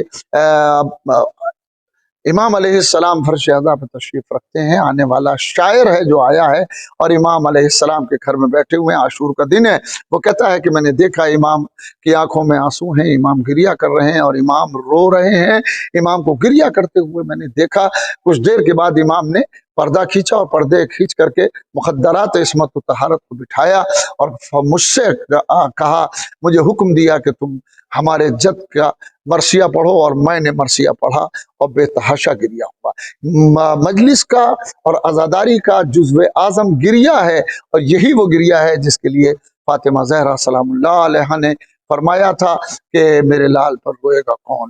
پھر آخر میں بس دو باتیں، پہلی بات تو یہ ہے کہ گریہ منظور نظر فاطمہ زہرا ہے، گریہ فاطمہ زہرا سلام اللہ علیہا کی چاہت ہے، لہذا جتنا ہو سکے غم سید الشہداء میں رویا جائے، عزاداری کی خدمت کی جائے، عزاداروں کو بلایا جائے، عزاداروں سے محبت کی جائے اور عزاداروں سے اتحاد کیا جائے۔ عزاداروں کا آپس میں اتحاد اور متحد رہنا بے حد ضروری ہے، یہی شیعت کے لیے ضروری ہے اور یہی عزاداری کے لیے ضروری ہے۔ یہ اہم ترین پیغام اور وہ آخری اور پہلا پیغام یہی ہے کہ شیعی دنیا کو تحفظ اعضاء کے لیے اور مقصد اعضاء کے لیے ایک جگہ متحد ہو جانا چاہیے۔ ربنا تقبل منا انک انت السمیع العلیم۔ السلام علیکم ورحمۃ اللہ وبرکاتہ۔ حضرات گرامی، اہل بیت کونسل انڈیا کے زیر اہتمام پیغام عاشورہ ویبینار آپ ملاحظہ کر رہے ہیں۔ اب میں اپنے محترم مہمان جو تنزانیہ ساؤتھ افریقہ سے ہمارے ساتھ جڑے ہوئے ہیں، حجت الاسلام والمسلمین عالی جناب مولانا عدیل رضا عابدی صاحب سے گزارش کر رہا ہوں کہ وہ ناظرین کو اپنے بیان سے مستفیض فرمائیں۔ اعوذ باللہ من الشیطان الرجیم، بسم اللہ الرحمن الرحیم، الحمد للہ رب العالمین، ثم الصلاة والسلام علی سید الانبیاء والمرسلین، سیدنا و مولانا بالقاسم محمد وعلی اہل بیتہ الطیبین الطاہرین المظلومین المعصومین المیامین، ولعنۃ اللہ علی اعدائہم اجمعین۔ اما بعد، فقد قال الحکیم فی کتابہ الکریم وقولہ الحق، بسم اللہ الرحمن الرحیم، هو الذی ارسل رسولہ بالہدی ودین الحق لیظہرہ علی الدین کلہ ولو کرہ الکافرون۔ ناظرین و ناظرات محترم، السلام علیکم ورحمۃ اللہ وبرکاتہ۔ اللہ تبارک و تعالیٰ کی بارگاہ میں صد شکر کہ اس نے ایک بار پھر ہماری زندگی میں موقع عطا کیا کہ ہم ماہ اذا، ماہ محرم الحرام کو درک کر سکیں اور محمد و آل محمد کے غم میں شریک ہو سکیں اور جو عزاداری کا حق ہے اس کو ادا کرنے کی کوشش کریں۔ عزاداری کے سلسلے میں اور اس سال ماہ محرم کے سلسلے میں دو باتیں آپ کی خدمت میں پیش کرنا چاہتا ہوں۔ پہلی بات یہ کہ اکثر ہمارے ذہنوں میں یہ سوال آتا ہے کہ اور آنا بھی چاہیے کہ جب ہم کربلا کے واقعے کا مطالعہ کرتے ہیں، انقلاب کربلا کو تفسیر اور تحلیل میں لے آتے ہیں، تو ایک سوال ہمارے ذہن میں آتا ہے کہ آخر انقلاب کربلا کیوں آج تک باقی ہے؟ بقائے انقلاب کربلا کا راز کیا ہے؟ اور دوسرا جو نقطہ آپ کی خدمت میں پیش کرنا ہے وہ یہ کہ ہماری اس سال عزاداری کے سلسلے میں ذمہ داری کیا ہے۔ اگر ہم پہلے سوال کی طرف توجہ کریں کہ انقلاب کربلا کیوں آج تک باقی ہے، تو 4 جواب ہمارے ذہن میں آتے ہیں، اور علماء کرام نے جس کی طرف اشارہ کیا ہے وہ پہلا جواب یہ ہے کہ انقلاب کربلا کوئی مادی انقلاب یا کسی انفرادی انقلاب کا نتیجہ نہیں ہے، بلکہ انقلاب کربلا حکم پروردگار اور اللہ کی راہ میں رونما ہونے والا اور وجود میں آنے والا انقلاب ہے۔ اور اللہ تبارک و تعالیٰ نے قرآن مجید میں ایک پرنسپل قائم کیا ہے کہ جو فنڈامنٹل پرنسپل ہے، اور وہ ہر کام کے لیے اور ہر نیک کام کے لیے وہ پرنسپل ضروری ہے کہ ہم اس کی طرف توجہ کریں۔ وہ ہے کہ جو کام بھی اللہ کے لیے کیا جاتا ہے، جو بھی قیام اللہ کے لیے کیا جاتا ہے، جو بھی انقلاب اللہ کے لیے وجود میں لایا جاتا ہے، وہ کام، وہ قیام اور وہ کلام اور وہ انقلاب باقی رہ جاتا ہے۔ اللہ تبارک و تعالیٰ نے قرآن مجید میں اشارہ کیا ہے کہ وَمَا عِندَكُمْ يَنْفَدُ وَمَا عِندَ اللَّهِ باق، جو کچھ تمہارے پاس ہے، تمہارے ہاتھ میں ہے، وہ فنا ہونے والا ہے، اور جو کچھ اللہ کے پاس ہے اور اللہ کے لیے اللہ کی راہ میں کیا جاتا ہے وہ باقی رہنے والا ہے۔ اور انقلاب کربلا کا اگر ہم مطالعہ کریں گے، ابتدائے انقلاب سے لے کر آخری سجدہ امام حسین علیہ السلام تک یہ نقطہ اور یہ فلسفہ ہمارے سامنے آتا ہے کہ امام نے جو بھی کام کیا اور امام نے جس ڈائریکشن میں بھی کام کیا وہ اللہ کے لیے تھا اور اللہ کی راہ میں تھا، اور اللہ کا وعدہ ہے کہ جو اللہ کے لیے کیا جاتا ہے وہ کام، وہ انقلاب باقی رہ جاتا ہے۔ اور جو دوسرا جواب ہے، جو بڑا ہی خوبصورت جواب ہے جس کی طرف ہمارے علماء کرام نے اشارہ کیا ہے، وہ یہ کہ اللہ تبارک و تعالیٰ کا وعدہ ہے قرآن مجید میں کہ جو بھی میرے ذکر کے لیے قیام کرے گا، جو بھی میرے نام کے لیے قیام کرے گا، میں اس کے ذکر کو اور اس کے نام کو باقی رکھوں گا، یا میں اس کا ذاکر بنوں گا۔ جو میرا ذاکر بنے گا میں اس کا ذاکر بنوں گا۔ فَاذْكُرُونِي أَذْكُرْكُمْ، جو میرا ذکر کرو تو میں تمہارا ذکر کروں گا۔ وَاشْكُرُوا لِي، کہ تم میرا شکریہ ادا کرو، میں تمہارا شکریہ ادا کرتا ہوں۔ تم میرے نام کی بقا کے لیے قیام کرو، میں تمہارے نام کی بقا کے لیے قیام کرتا ہوں۔ یہ جو فلسفہ بیان کیا ہے اللہ تبارک و تعالیٰ نے، قرآنی فلسفہ ہے، وہ یہ کہ کاموں کو باقی رکھنے کا اور انقلاب کو باقی رکھنے کا بہترین اصول اور بہترین طریقہ یہ ہے کہ تم اللہ کو یاد کرو، اللہ کے لیے قیام کرو، اللہ کا تذکرہ کرو، اللہ تمہارا نام اور تمہارا کام کو باقی رکھے گا۔ فرق صرف اتنا ہے کہ بندہ لمیٹڈ ہے، محدود ہے، اس کی کیپیسٹی محدود ہے، اس کی ایبیلٹی محدود ہے، وہ لمیٹڈ زمانے میں، لمیٹڈ ٹائم میں اللہ تبارک و تعالیٰ کے ذکر کو باقی رکھنے کی کوشش کرتا ہے، اور اللہ تبارک و تعالیٰ انلمیٹڈ ہے، اس کا ان اللہ علی کل شیء قدیر ہے، وہ حی قیوم ہے۔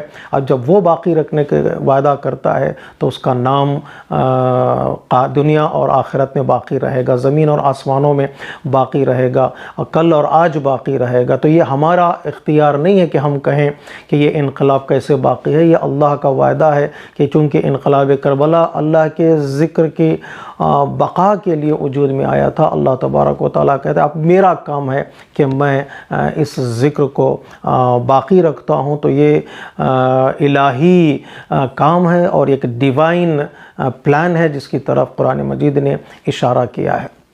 اور جو تیسرا جواب ہے اس سوال کے مقابل میں کہ کیوں کربلا، انقلاب کربلا آج تک باقی ہے، وہ جواب یہ ہے کہ جو بھی انقلاب وجود میں آتا ہے تو اس انقلاب کو ہم اس کے انقلاب کے اہداف، اس انقلاب کے سلوگنز اور اس انقلاب کے شعار کے سائے میں مطالعہ کرنا چاہیے۔ اگر وہ انقلاب کا شعار، وہ انقلاب کا مقصد کوئی مادی چیز حاصل کرنا ہو، کرسی حاصل کرنا ہو، یا دال روٹی کے لیے وہ انقلاب وجود میں آیا ہو، لمیٹڈ اگر مقصد ہو، سلوگنز اس کے لمیٹڈ ہو، تو ظاہر سی بات ہے وہ انقلاب بھی محدود ہو کر رہ جاتا ہے کسی وقت میں اور کسی جگہ پر اور کسی مکان میں۔ لیکن اگر اس انقلاب کا مقصد، اس انقلاب کا ہدف ایک ایسا ہدف ہو جس کو موت نہ آتی ہو، جس کو وہ اہداف فنا نہیں ہوتے ہوں، اور سلوگنز بھی ایسے سلوگنز ہوں جو سلوگنز کبھی کمزور نہ ہوتے ہوں، ہر زمانے کی وہ نیسیسٹی ہو وہ سلوگن، تو وہ انقلاب باقی رہ جاتا ہے سلوگنز کے سائے میں،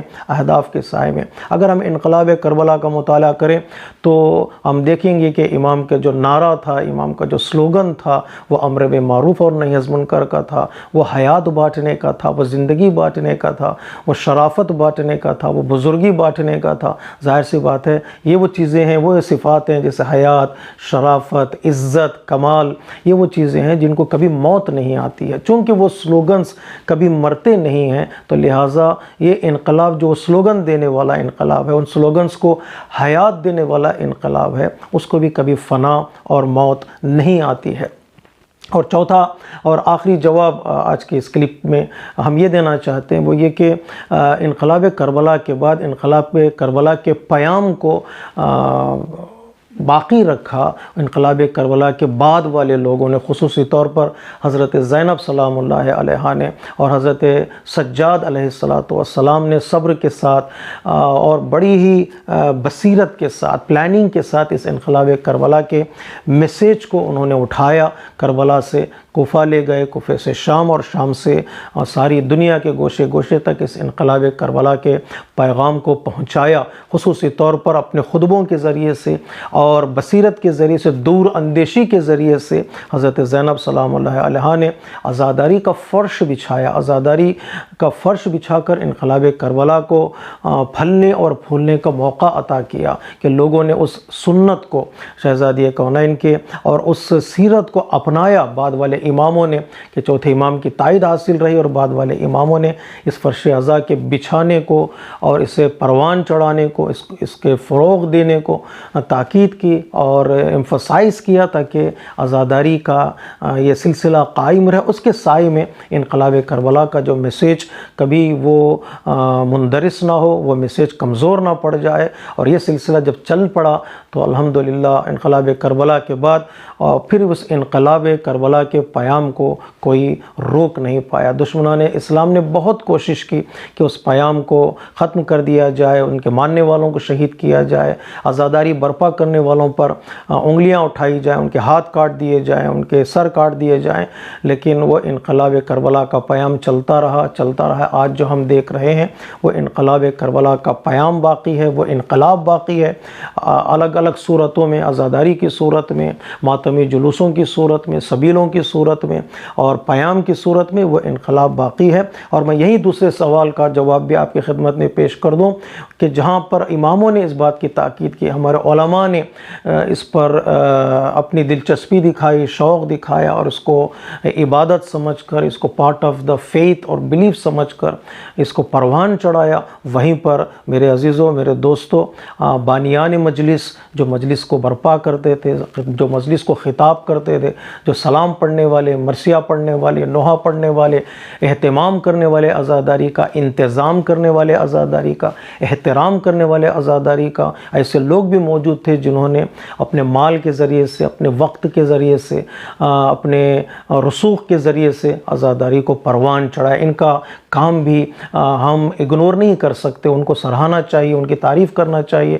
انہوں نے بہت محنت کی ہے، ہمارے اجداد نے بہت محنت کی ہے، ان بزرگوں نے بہت محنت کی ہے جن لوگوں نے فرش عزا بچھانے کا اہتمام کیا ہے. سلام ہو ان پر جنہوں نے اپنی جان کو اور اپنے مال کو اور اپنے اولاد کو عزاداری کی بقا پر قربان کیا. آج ہم سب کی ذمہ داری ہے ان کی تعریف کرتے ہوئے وہ ان کی جو امانت ہے عزاداری کا اہتمام اور عزاداری کا انتظام اس کو اپنے کندھوں پر لیں اور اسی طرح عزاداری کو برپا کرنے کی کوشش کریں جس طرح انہوں نے برپا کی اور وہ پیغام ہم تک پہنچایا بطور امانت. اور ہماری ذمہ داری ہے کہ ہم اس امانت کو اگلی نسل تک نیکسٹ جنریشن تک پہنچائیں تاکہ ہمارے بچے بھی ویسے ہی عزاداری برپا کریں جیسے اللہ تبارک و تعالیٰ نے ہم کو توفیق دی ہے. لیکن شرط یہاں پر یہی ہے کہ ہم عزاداری کے برپا کرنے میں اپنی عقل کا استعمال کریں. پلاننگ ضروری ہے عزاداری کو برپا کرنے میں. ہر زمانہ ایک جیسا نہیں ہوتا, ہر وقت ایک جیسا نہیں ہوتا. کبھی کبھار مشکلات آتی ہیں, کبھی کبھار پریشانیاں, کبھی مشکلات گورنمنٹس کی طرف سے ہوتی ہیں جیسے متوکل کے زمانے میں تھا یا صدام کے زمانے میں پرابلمس تھے. کبھی کبھار بیماریاں بھی انسان کی زندگی میں آتی ہیں, واگیر بیماریاں جیسے پینڈیمک وغیرہ وجود میں آتی ہیں. تو ایسے موقع پر بہترین عزادار وہ ہیں جو حالات کا مطالعہ کریں, حالات کو اسٹڈی کریں, سچویشنز کو دیکھیں اور نئے طریقے اور نئے انداز سے جو دنیا آگے بڑھ رہی ہے, ٹیکنالوجی دنیا میں آگے بڑھ رہی ہے, اس کا بھرپور استعمال کریں. جیسے بھی ہو حالات کو دیکھتے ہوئے, سچویشنز کو دیکھتے ہوئے عزاداری کو برپا کریں. آن لائن عزاداری ہو یا آف لائن عزاداری ہو. آف لائن عزاداری برپا کرنے کا موقع ملتا ہے تو الحمدللہ ہم مل بیٹھیں گے, عزاداری برپا کریں گے. اگر آن لائن عزاداری کا ہے تو اہتمام ویسے ہی کریں جیسے آف لائن کیا جاتا ہے. دنیا آف لائن آن لائن ہو سکتی ہے لیکن عزاداری آف لائن آن لائن نہیں ہو سکتی. عزاداری ہماری رگوں میں ہے, عزاداری ہماری زندگی میں ہے. ہم اپنے گھروں کو عزاخانوں میں کنورٹ کر سکتے ہیں, ہم اپنے محلوں کو عزاداری میں کنورٹ کر سکتے ہیں. اس طرح ہم اگر عزاداری کو لے کر چلیں اور اس کو آگے بڑھانے کی کوشش کریں اخلاص کے ساتھ, سنسیئرٹی کے ساتھ, جو ہمارے ذمہ دار لوگ ہیں علماء کرام, بانیان مجلس اور ان کے پروگرامز کو آرگنائز جیسے وہ کرتے ہیں ان کو فالو کریں, ہمارے لیڈرز کی بات کو سنیں تاکہ یہ عزاداری کا پیغام دنیا کے گوشے گوشے تک پہنچ سکے. اس امر میں ہمارے نوجوان آگے بڑھ سکتے ہیں. جن لوگوں نے کام کیا ہے ٹیکنالوجی میں, جو لوگ واقعاً ماہر ہیں, وہ لوگ آگے آئیں اور عزاداری کو دنیا کے گوشے گوشے تک پہنچائیں. آیت اللہ خامنئی کا یہ خوبصورت جملہ ہے کہ اس زمانے میں ٹیکنالوجی کا فائدہ اٹھانا ہے.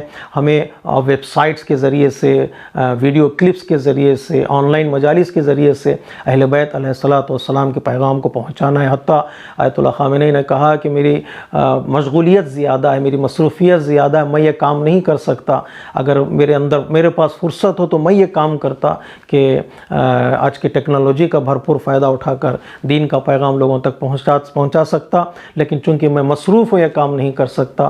نوجوانوں سے گزارش کرتا ہوں کہ وہ آگے آئیں اور اس نئے زمانے میں نئے انداز سے دین کے پیغام کو, خصوصی طور پر کربلا کے پیغام کو گوشے گوشے تک پہنچائیں. اللہ تبارک و تعالی ہماری توفیقات میں اضافہ فرمائے. عزاداری کے سائے میں ہمیں یہ توفیق دے کہ ہم دین کا پیغام دنیا کے گوشے گوشے تک پہنچا سکیں.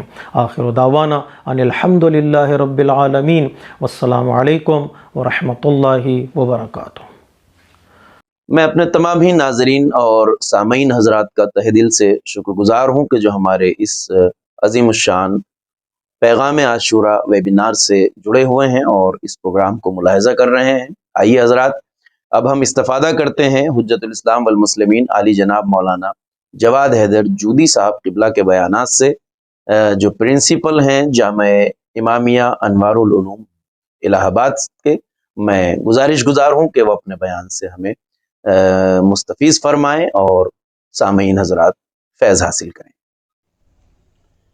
لا حول ولا قوة إلا بالله العلي العظيم. أعوذ بالله من الشيطان اللعين الرجيم. بسم الله الرحمن الرحيم.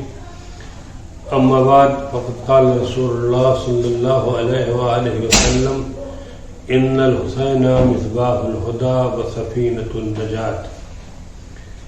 ناظرین گرامی, اہل بیت کونسل انڈیا کے زیر اہتمام پیام عاشورہ کے عنوان سے جو ویبینار منعقد کیا جا رہا ہے, اس ویبینار کے ذریعے آل محمد کے چاہنے والوں کو پیام عاشورہ کے عنوان سے جو پیغام دیا جا رہا ہے وہ پیغام یہ ہے کہ ہم تمام عزاداروں کو پروردگار عالم نے جو عظیم نعمت عطا کیا ہے اس عظیم نعمت کا نام ہے فرش عزا۔ یہ فرش عزا پروردگار عالم نے ہماری قوم کو دیا ہے اور یہ فرش عزا 2 حصوں پر مشتمل ہے۔ اس فرش عزا کی زینت ایک طرف ذاکرین کرام اور دوسری طرف سامعین گرامی قدر، دونوں کی الگ الگ ذمہ داریاں ہیں، اور یہ ذمہ داریاں ہم سے اور آپ سے اس بات کا مطالبہ کرتی ہیں کہ ہر ذاکر اور ہر سامع اس کی نگاہ سرکار سید الشہداء کے پیغام کی جانب ہونا چاہیے۔ سرکار سید الشہداء نے اتنی عظیم قربانی جو میدان کربلا میں دیا ہے وہ کلمہ لا الہ الا اللہ کی سربلندی کے واسطے، کلمہ حق کی سربلندی کے واسطے، حق کی طاقت کو باطل کے مقابل میں اتنا بلند کر دیا جائے کہ باطل کے اندر دوبارہ کسی حق پرست سے بیعت کا مطالبہ کا جذبہ پیدا نہ ہونے پائے۔ لہذا ہم بعنوان ذاکر ہماری ذمہ داری ہے کہ ہم اپنے سامعین کو اسرار شہادت امام حسین سے باخبر کریں۔ یہ عزاداری نہ کوئی رسم ہے اور نہ کوئی رواج، بلکہ اس عزاداری کے ذریعے سے ہم پیغام سرکار سید الشہداء کو دنیا والوں کے سامنے پیش کرتے ہیں۔ اور سرکار سید الشہداء نے جو پیغام دیا ہے وہ پیغام یہ ہے کہ پیغمبر اسلام نے جو دین اسلام کا پیغام مسلمانوں کے سامنے پیش کیا تھا وہ پیغام دنیا کے تمام انسانوں تک بحسن خوبی پیش کیا جائے۔ اس پیش کرنے میں نہ کسی طریقے کا ظلم، نہ کسی طریقے کی تعدی، نہ کسی طریقے کا فساد، نہ کسی قسم کا تنازع پیدا ہونے پائے۔ جس طریقے سے سرکار سید الشہداء نے اپنے حق کے پیغام کو اس زمانے کے مسلمانوں کے سامنے پیش کیا تھا، ہماری بھی ذمہ داری ہے کہ ہم سرکار سید الشہداء کے پیغام کو امت اسلامیہ اور عمومی طور پر تمام عالم بشریت کے سامنے پیش کریں۔ یہ دین اسلام کا سب سے بڑا امتیاز ہے کہ دین اسلام کا پیغام پروردگار عالم نے پیغمبر اسلام کے حوالے کیا اور پیغمبر اسلام نے امت اسلامیہ کے حوالے اور امت بشریت کے حوالے کیا۔ لہذا ہماری بھی ذمہ داری ہے کہ ہم منبر پر جانے کے بعد پیغام سرکار سید الشہداء کو عالم اسلام اور بالعموم عالم بشریت کے سامنے پیش کریں، اور اس دور حاضر میں جو عالم تشیع کی تصویر دنیا کے صاحبان دولت اور صاحبان اقتدار غلط طریقے سے پیش کر رہے ہیں، ہم اپنے اخلاق اور اپنے کردار اور اپنی زبان اور اپنی سیرت کے ذریعے سے سرکار سید الشہداء کے پیغام کو دنیا والوں تک پہنچائیں۔ ہمارا پیغام امام حسین علیہ السلام نے جب مدینہ چھوڑا تھا تو امام نے فرمایا تھا میں نہ حکومت کے واسطے جا رہا ہوں، نہ تخت و تاج کے واسطے جا رہا ہوں، نہ ظلم و تعدی کے واسطے جا رہا ہوں، میں اپنے نانا کی امت کی اصلاح کے واسطے جا رہا ہوں۔ اور جب کبھی بھی اصلاح کا موضوع منظر عام پر آتا ہے تو ایک مصلح کی ذمہ داری ہے کہ پیغام کو زبان نرم کے ذریعے سے لوگوں تک پہنچایا جائے۔ پروردگار عالم نے ہر انسانوں کے پہلو میں دل رکھا ہے، اور دل کی ذمہ داری یہ ہے کہ ہر اچھی بات کو قبول کرتا ہے۔ ہمیں اس بات کا فخر ہے کہ ہمارے انبیاء، ہمارے مرسلین، ہمارے ائمہ یہ حق کے نمائندے ہیں، اور جب حق کے نمائندوں کا پیغام دنیا والوں تک صحیح لب و لہجے میں پیش کیا جائے گا تو انشاءاللہ ہمارا پیغام لوگوں تک پہنچے گا، اس میں اثر ہوگا، اور دھیرے دھیرے آہستہ آہستہ لوگ دائرہ اسلام کی جانب گرویدہ ہوتے چلے جائیں گے۔ امام حسین نے روز عاشورہ تنہا جناب حر کے واسطے اپنا دروازہ نہیں کھولا تھا، گویا امام حسین نے جناب حر کے واسطے دروازہ کھول کر کے رہتی دنیا تک کے مسلمانوں کے سامنے راستہ کھول دیا۔ در حسین کھلا ہے، جسے آنا ہو آئے اور جسے نہ آنا ہو نہ آئے۔ ہم حق کا پیغام دنیا والوں تک دیتے رہیں گے۔ آئیے ہم سب اس بات کا عہد و پیمان کریں کہ ممبر کے اوپر سے بھی ہم حق کا پیغام دیں گے، ممبر کے نیچے سے بھی ہم اپنے ذاکر سے حق کے پیغام کا مطالبہ کریں گے۔ ہمارا پیغام یہ ہونا چاہیے کہ کوئی ان مجالس عزا میں کوئی ایسی گفتگو نہ ہونے پائے جو مسلمانوں کے درمیان کسی طریقے کا انتشار پیدا کرنے کا سبب بنتا ہو۔ پروردگار ہم سب کو اس صف ادا کے تقدس کے برقرار رکھنے اور اس کی حفاظت کی توفیق عطا فرمائے۔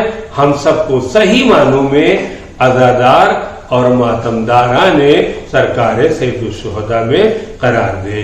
والحمدللہ رب العالمین۔ آج کے اس پیغام عاشورہ ویبینار میں جہاں مختلف ممالک سے مختلف مقامات سے ہمارے ساتھ مقررین جڑے ہوئے ہیں، کویت سے ہمارے ساتھ برادر عزیز حجت الاسلام والمسلمین مولانا مرزا عسکری حسین صاحب جڑے ہوئے ہیں، میں ان سے گزارش گزار ہوں کہ وہ پیغام عاشورہ ویبینار میں آج اپنے خیالات کا اظہار فرمائیں۔ اعوذ باللہ من الشیطان الرجیم، بسم اللہ الرحمن الرحیم، الحمد للہ والصلاة علی اہلہ، اما بعد، السلام علیکم ورحمۃ اللہ وبرکاتہ۔ قال مولانا الامام الحسین علیہ الصلاة والسلام: اريد ان امر بالمعروف وانهى عن المنکر، صدق مولانا الامام الحسین والائمۃ الطاہرون، اللہم صل علی محمد وآل محمد وعجل فرجہم۔ ماہ محرم کا قدوم اور اس کی آمد تمام اہل عالم کے مومنین کے لیے ایک خاص موقع، ایک خاص فرصت، ایک خاص توفیق لے کر آتی ہے کہ جس طرح بہار کے موسم میں مرجھائے درخت اور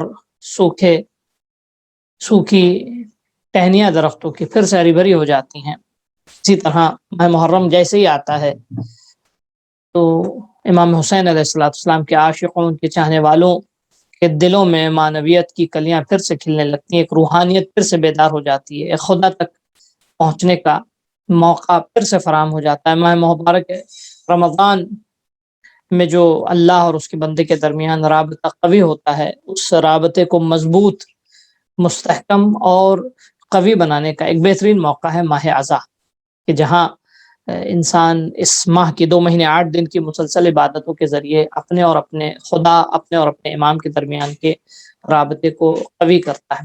لہٰذا اللہ کی بارگاہ میں دعا ہے، ہمیشہ دعا ہے کہ خدایا اس توفیق کو کبھی بھی ہم سے سلب نہ کرنا، یہ نعمت کبھی بھی ہم سے نہ چھوٹے۔ اس ماہ میں بہنے والے قطرے آنسو ہزارہا گناہ کو ہمارے معاف کروا سکتے ہیں۔ ہمارے اور تیرے درمیان، ہمارے اور اہل بیت کے درمیان جو فاصلے ہیں وہ ان آنسوؤں کے ذریعے دور ہو سکتے ہیں۔ یہ آنسو ہمارے لیے اس گویا براق کا کام کرتے ہیں کہ جو ہمارے لیے معنویت کے ہزاروں اور کوسوں میل دور کے سفر کو چند لمحوں میں، گویا ایک رات میں، ایک شب میں، ایک ساعت میں، ایک مجلس میں بیٹھ کے طے کروا سکتے ہیں۔ یقیناً امام حسین علیہ السلام کا ہدف اور مقصد تھا قیام فی سبیل اللہ میں، کہ معاشرے میں امر بالمعروف و نہی عن المنکر ہو اور لوگوں کے اندر برائیوں سے بیزاری کا جذبہ، برائیوں سے دور کرنے کا جذبہ اور نیکیوں کی ہدایت کا جذبہ اور نیکیوں کو اپنانے کا جذبہ اور نیکیوں پہ عمل کرنے کا جذبہ یہ پیدا ہو۔ امام حسین علیہ السلام کے قیام کا حقیقی اور واقعی ہدف اور مقصد یہ تھا۔ ماہ مبارک محرم ہمارے لیے ایک بہترین فرصت ہے، اور میں سمجھتا ہوں اقوام عالم میں، حتیٰ مسلمانوں میں، کوئی بھی دوسرا ایسا فرقہ نہیں ہے کہ جس کو اتنی عظیم فرصت حاصل ہوئی ہو کہ جہاں ماہ مبارک رمضان میں واجبات کے ادا کرنے کا سلیقہ انسان کے اندر آیا ہے، ماہ محرم میں واجبات کی ادائیگی نہیں بلکہ دوسروں تک پہنچانے کا سلیقہ انسان کے اندر آتا ہے. جہاں ماہ مبارک رمضان میں برائیوں سے دور ہونے کا سلیقہ انسان کے اندر آتا ہے، ماہ محرم میں دوسروں کو برائیوں سے دور رکھنے کا جذبہ اور سلیقہ انسان کو ملتا ہے. امر بالمعروف و نہی عن المنکر اسی حقیقت کا نام ہے. امام حسین علیہ السلام کے قیام کا ہدف اور مقصد بھی یہی تھا. حالات جیسے بھی ہوں، حالات جتنے بھی دگرگوں ہوں، ہم سے یہ فریضہ ہمارا فوت نہیں ہونا چاہیے. ہاں یہ ضروری ہے بدلتے حالات میں ہمیں، خاص کر جب ہمارے لیے جس طرح ہم ہر سال ماہ محرم میں گویا مجلسیں برپا کرتے تھے، گزشتہ 2 سال سے حالات کے پیش نظر ہمارے لیے اب وہ فرصت فراہم ابھی نہیں ہے. لیکن ہمیں دنیا کی رفتار کے ساتھ ساتھ خود کو دنیا سے آگے لے کے جانا ہوگا، یا اپنی رفتار کو کم از کم ہم دنیا کی رفتار کے برابر رکھیں، یا دنیا کی رفتار سے تیز ہماری رفتار ہونی چاہیے. آج دنیا جو ہے ورچوئلائز ہو رہی ہے، دنیا میں ورچوئلی اتنے میسیجز پہنچ رہے ہیں اور لوگوں تک پیغام پہنچ رہے ہیں. تو سب سے پہلے ہمیں اسٹیپس اپنے معین کرنے ہوں گے. ہمیں دیکھنا ہوگا ہم کس فیلڈ میں اور کس طرح اپنے پیغام امام حسین علیہ السلام کو بہترین انداز میں ان حالات میں پہنچا سکتے ہیں کہ جہاں ہمیں حفظان صحت کا بھی خیال کرنا ہے، جہاں ہمیں اپنی صحت کا خیال کرنا ہے، دوسروں کی صحت کا خیال کرنا ہے. ہمیں ہمارا مقصد پیغام کو پہنچانا ہے، بہترین انداز میں پیغام کو پہنچانا ہے، لوگوں تک پہنچانا ہے، لیکن اس خیال کے ساتھ کہ کہیں ازاں امام حسین علیہ السلام پہ کوئی انگلی اٹھا کر نہ کہے کہ مجلسوں کے سبب، جلوس کے سبب، ماتم کے سبب یہ ایسا ہوا. ہرگز. ہمیں آبرو ازاں کا تحفظ کرنا ہوگا، کیونکہ یہ ازاں ہمارے لیے بہترین عبادت ہے، یہ ازاں ہمارے لیے بہترین وسیلہ ہے، ایک بہترین براق ہے کہ جس کے ذریعے ہماری پرواز جو ہے اس کو سرعت ملتی ہے اور ہم گویا عبد و معبود کے رابطے کا سفر جو ہے وہ لمحوں میں طے کر سکتے ہیں اس عبادت کے ذریعے. اتنی اہم عبادت ہے عزاداری کی. تو اس کے لیے ہمیں چند سٹیپس حالات حاضرہ کے پیش نظر لحاظ کرنے ہوں گے. سب سے پہلے حفظان صحت کا لحاظ، اس لیے لحاظ کہ تحفظاتی تدبیروں کا لحاظ، اس لیے لحاظ کہ کہیں ہمارے عمل سے عزاداری بدنام نہ ہو. ٹھیک ہے، ہم صرف یہ غم منا نہیں رہے بلکہ یہ غم ہماری زندگی کا حصہ ہے، ہماری حیات ہے. بہت سارے غم انسان کو پژمردہ کرتے ہیں، لیکن یہ تنہا واحد ایسا غم ہے کہ جو انسان کی روح کو تازگی عطا کرتا ہے، جو انسان کی روح کو نشاط عطا کرتا ہے، جو انسان کی روح سے پژمردگی کو دور کرتا ہے، جو انسان کو گویا اسٹریس سے، جو انسان کو ڈپریشن سے یہ غم باہر نکالتا ہے. تو یہ غم ہمارے لیے ایک بہترین عبادت ہے، ہمارے لیے روح کی تازگی، روح میں معنویت سے لبریز ہونا، دین کے احساس، دینی ذمہ داری کو سمجھنے کا ایک بہترین موقع ہے. لہٰذا اس عبادت کو ہم اپنے ہاتھ سے جانے ہرگز نہیں دیں گے، اور حالات کا رونا ہم نہیں روئیں گے. ہمارے پاس اپارچونیٹیز ہے، دنیا بدلتی دنیا. آپ دیکھیں دنیا میں جو بڑے بڑے ملٹی بلینئرز بزنس مین ہیں، انہوں نے کیسے اپنی اسٹریٹجیز بدلی، حالات کے ساتھ ساتھ اپنے آپ کو بھی بدلا.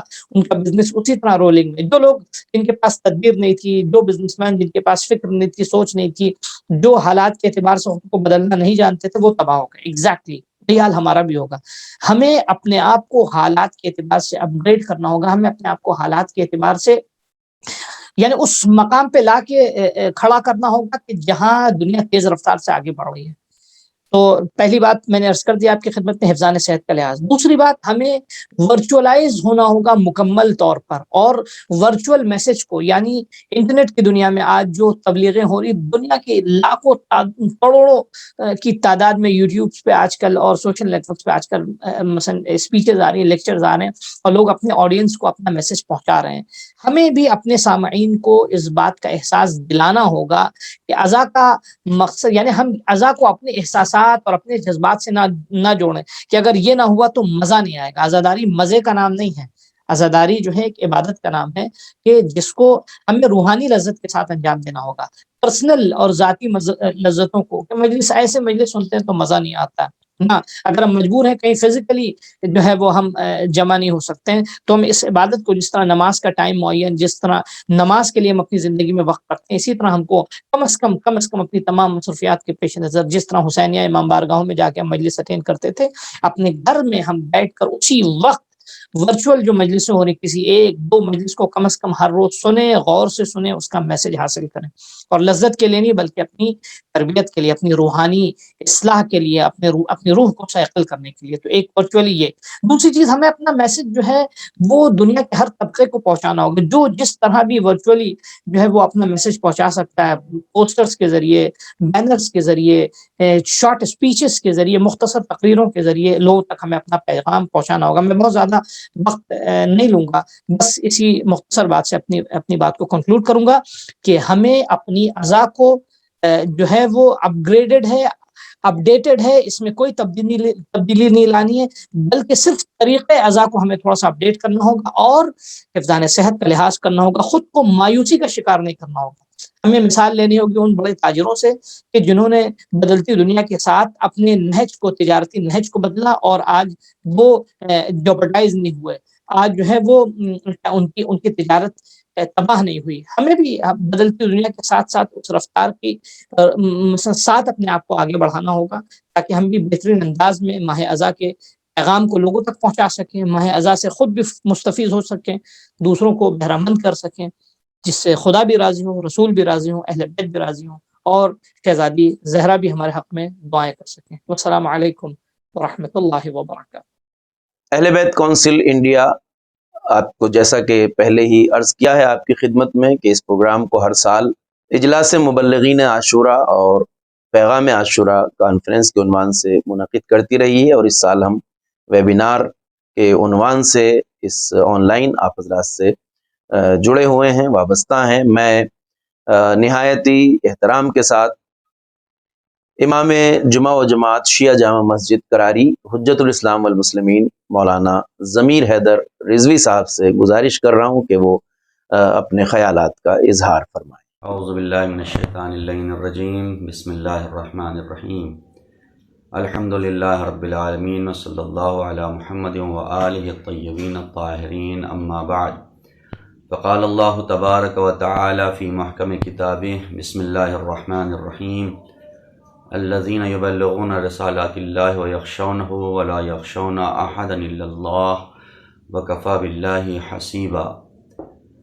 آپ تمام مومنین اور عزاداران امام حسین کی خدمت میں ایام عزا کی تسلیت عرض کرتا ہوں۔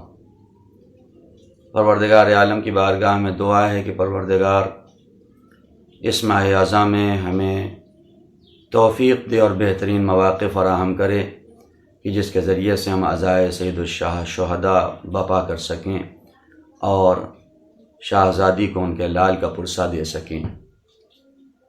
یہ مختصر سی کلپ ہمارے لیے، ہمارے دوستوں کے لیے، مبلغین کے لیے، عزاداروں کے لیے اس ناچیز کا ایک پیغام ہے۔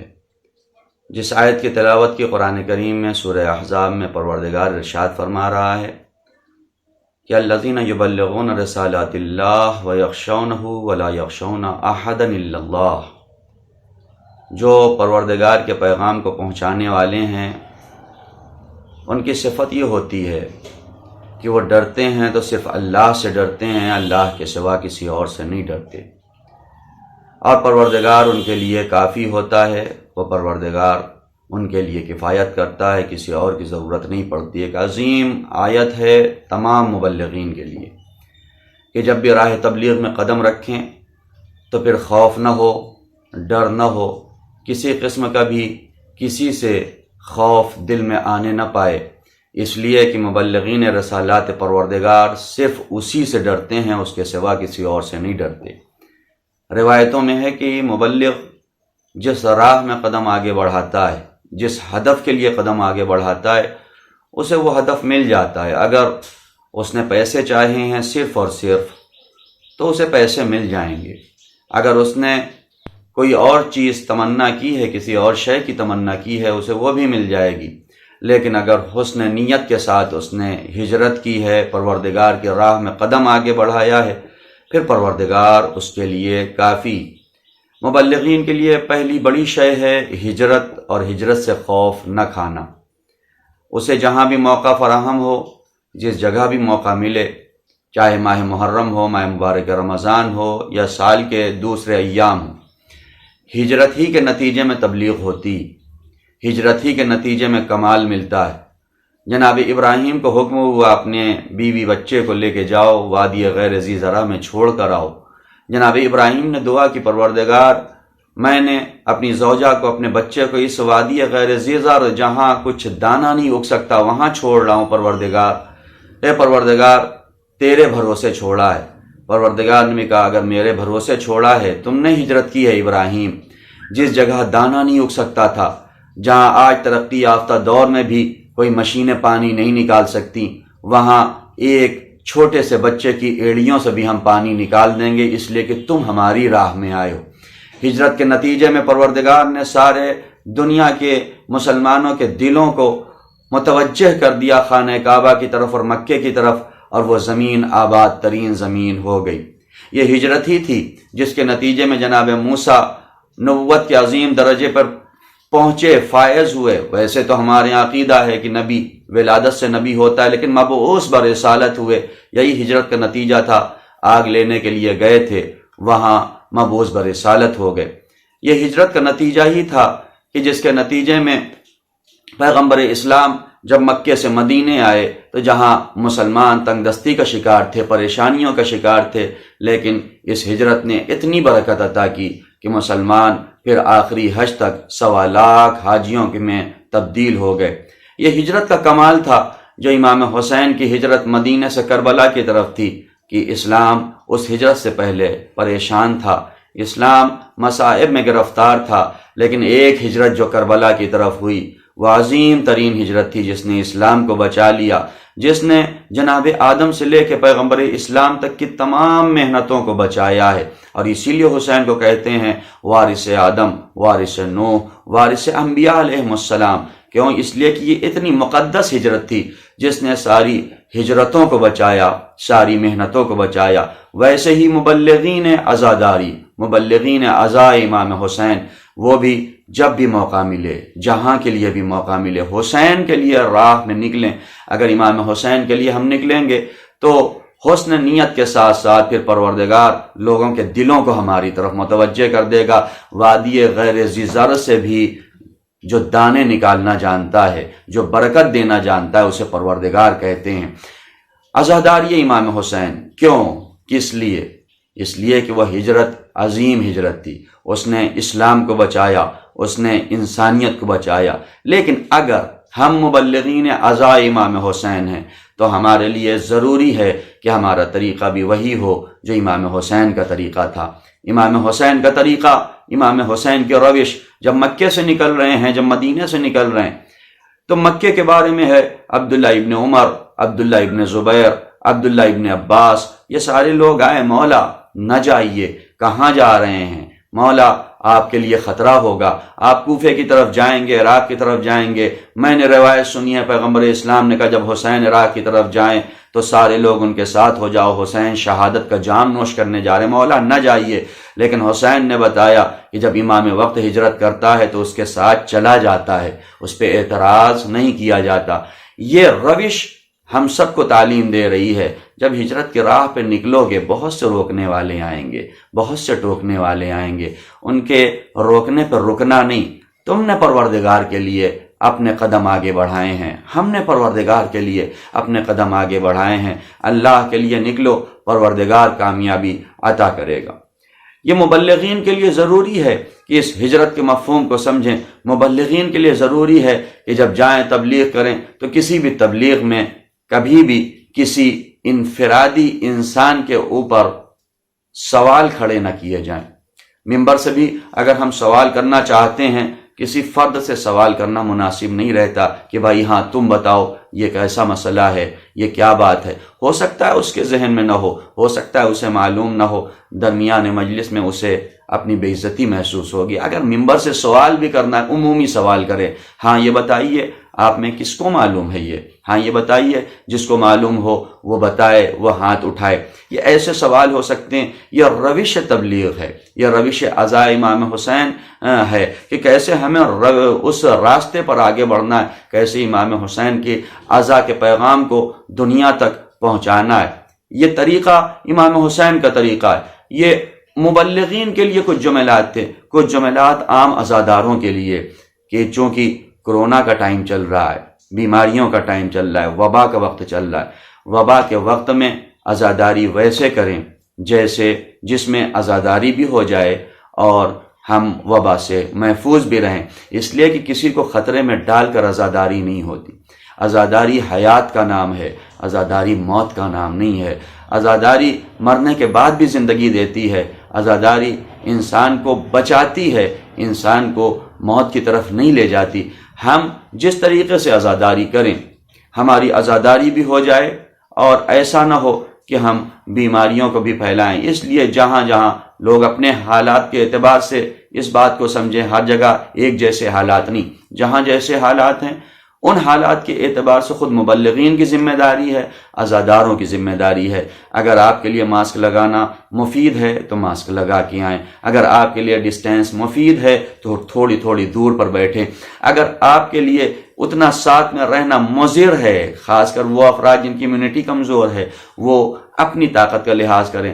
عزا میں امام حسین کبھی بھی مجمع نہیں دیکھتے، امام حسین خلوص دیکھتے ہیں۔ ایک عالم دین کی روایت ہے، مجھے یاد نہیں ہے وہ کون سے عالم دین ہے، لیکن وہ بیان کرتے ہیں، ان کے شاگرد نے بیان کیا کہ میں نے ان کے مرنے کے بعد انہیں خواب میں دیکھا، میں نے کہا آپ تو ذاکر امام حسین تھے، خطیب امام حسین تھے، آپ کو تو بڑا صلہ ملا ہوگا۔ تو انہوں نے کہا ہاں صلہ تو ملا ہے، لیکن سب سے عظیم صلہ ایک خاص مجلس کا تھا۔ ایک بار میں ایک جگہ عشرہ پڑھ رہا تھا، عشرہ پڑھ کے باہر نکلے، خاتون کھڑی ہوئی تھی، انہوں نے کہا اے آغا آپ بہت بڑے ذاکر ہیں، آپ بہت بڑے ذاکر ہیں، غالباً مرحوم کافی کی یہ داستان ہے، آپ بہت بڑے ذاکر ہیں، میرے گھر میں مجلس کہاں پڑھیں گے، لیکن میں چاہتی یہ ہوں، میری تمنا ہے آپ میرے گھر میں مجلس پڑھیں، لیکن ایک بات ہے میرے گھر میں آپ کو مجمع نہیں ملے گا، میرے گھر میں مختصر افراد ہیں۔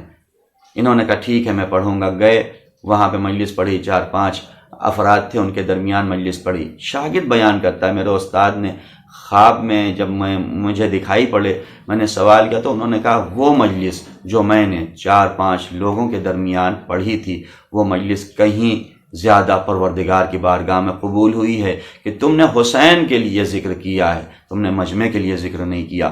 حالات ہوں جتنا مجمع ہو جائے بہتر ہے، لیکن اگر حالات نہیں، ہم کم مجمع میں پڑھ رہے ہیں تو بالکل یہ نہ سوچیں مزہ نہیں آیا، لطف نہیں آیا۔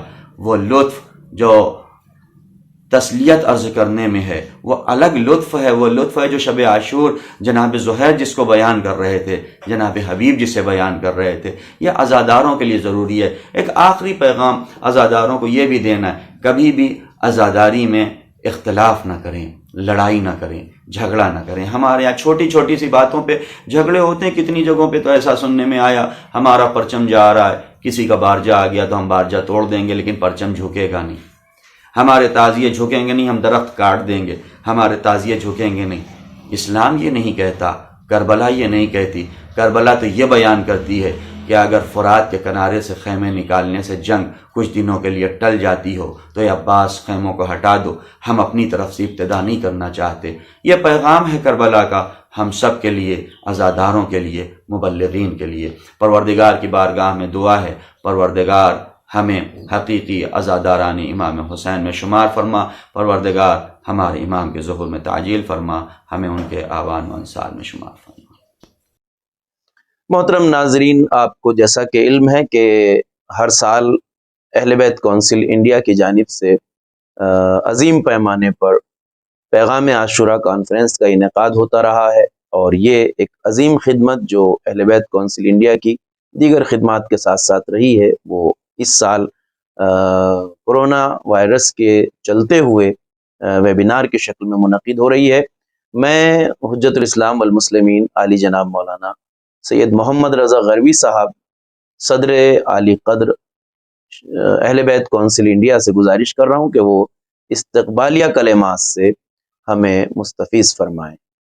اعوذ باللہ من الشیطان الرجیم، بسم اللہ الرحمن الرحیم، الحمد للہ رب العالمین، وصلی اللہ علی محمد وآلہ الطاہرین۔ قال الامام الحسین علیہ الصلاۃ والسلام، اے لوگو، پروردگار عالم نے تمہیں اپنی معرفت کے لیے پیدا کیا ہے، جب تمہیں اس کی معرفت پیدا ہو جائے گی تو عبادت کرو گے، اور جب اس کی عبادت کرو گے تو غیر خدا کی عبادت سے بے نیاز ہو جاؤ گے۔ اہل بیت کونسل انڈیا کئی برسوں سے ماہ محرم الحرام سے پہلے ایک سیمینار بعنوان مبلغین عاشورہ کانفرنس منعقد کرتی ہے۔ حالات کے پیش نظر اس سال یہ سیمینار ویبینار کی شکل میں آن لائن منعقد کیا جا رہا ہے، جس میں ہندوستان اور بیرون ہندوستان سے مختلف اکابرین، مفکرین، علماء اور ذاکرین شرکت فرما رہے ہیں اور اپنے بیات سے مستفیض فرمائیں گے۔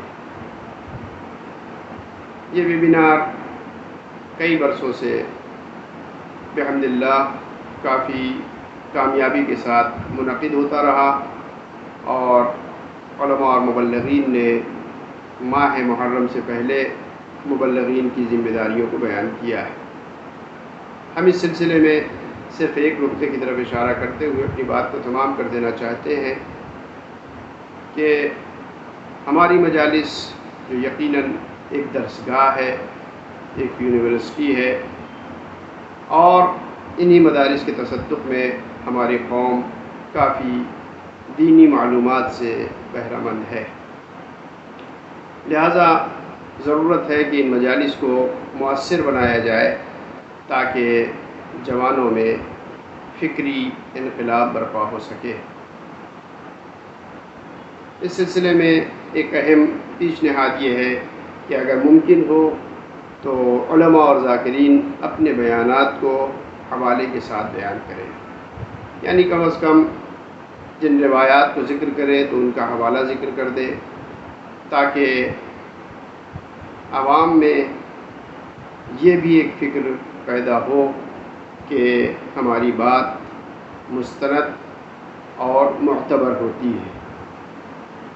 ہم نے جس حدیث کو آپ حضرات کی خدمت میں عرض کیا، بحر الانوار کی حدیث ہے، جلد 5 صفحہ 312 میں امام فرماتے ہیں کہ پروردگار عالم نے انسانوں کو اپنی معرفت کے لیے پیدا کیا۔ جس دن پروردگار عالم کی معرفت پیدا ہو جائے گی، انسان پروردگار عالم کی عبادت میں مصروف ہو جائے گا، اور جب انسان اپنے رب، اپنے پروردگار کی عبادت میں مصروف ہو جائے گا تو بندگان خدا کی عبادت سے بے نیاز ہو جائے گا۔ ہم مبلغین عاشورہ ویبینار کے موقع پر ان تمام علماء، ذاکرین اور خطباء کا تہہ دل سے شکریہ ادا کرتے ہیں کہ جنہوں نے اپنا قیمتی وقت نکال کر کے ہماری آواز پر لبیک کہتے ہوئے اپنی تقاریر سے ہمیں سرفراز فرمایا۔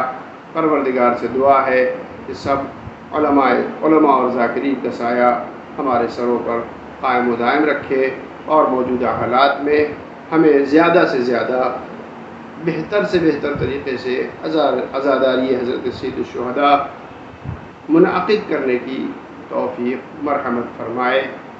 پروردگار سے دعا ہے کہ اس ماہ محرم کے صدقے میں تمام مؤمنین کو، تمام محبان اہل بیت اطہار کو ہر بلا اور بیماری اور شر سے محفوظ رکھے۔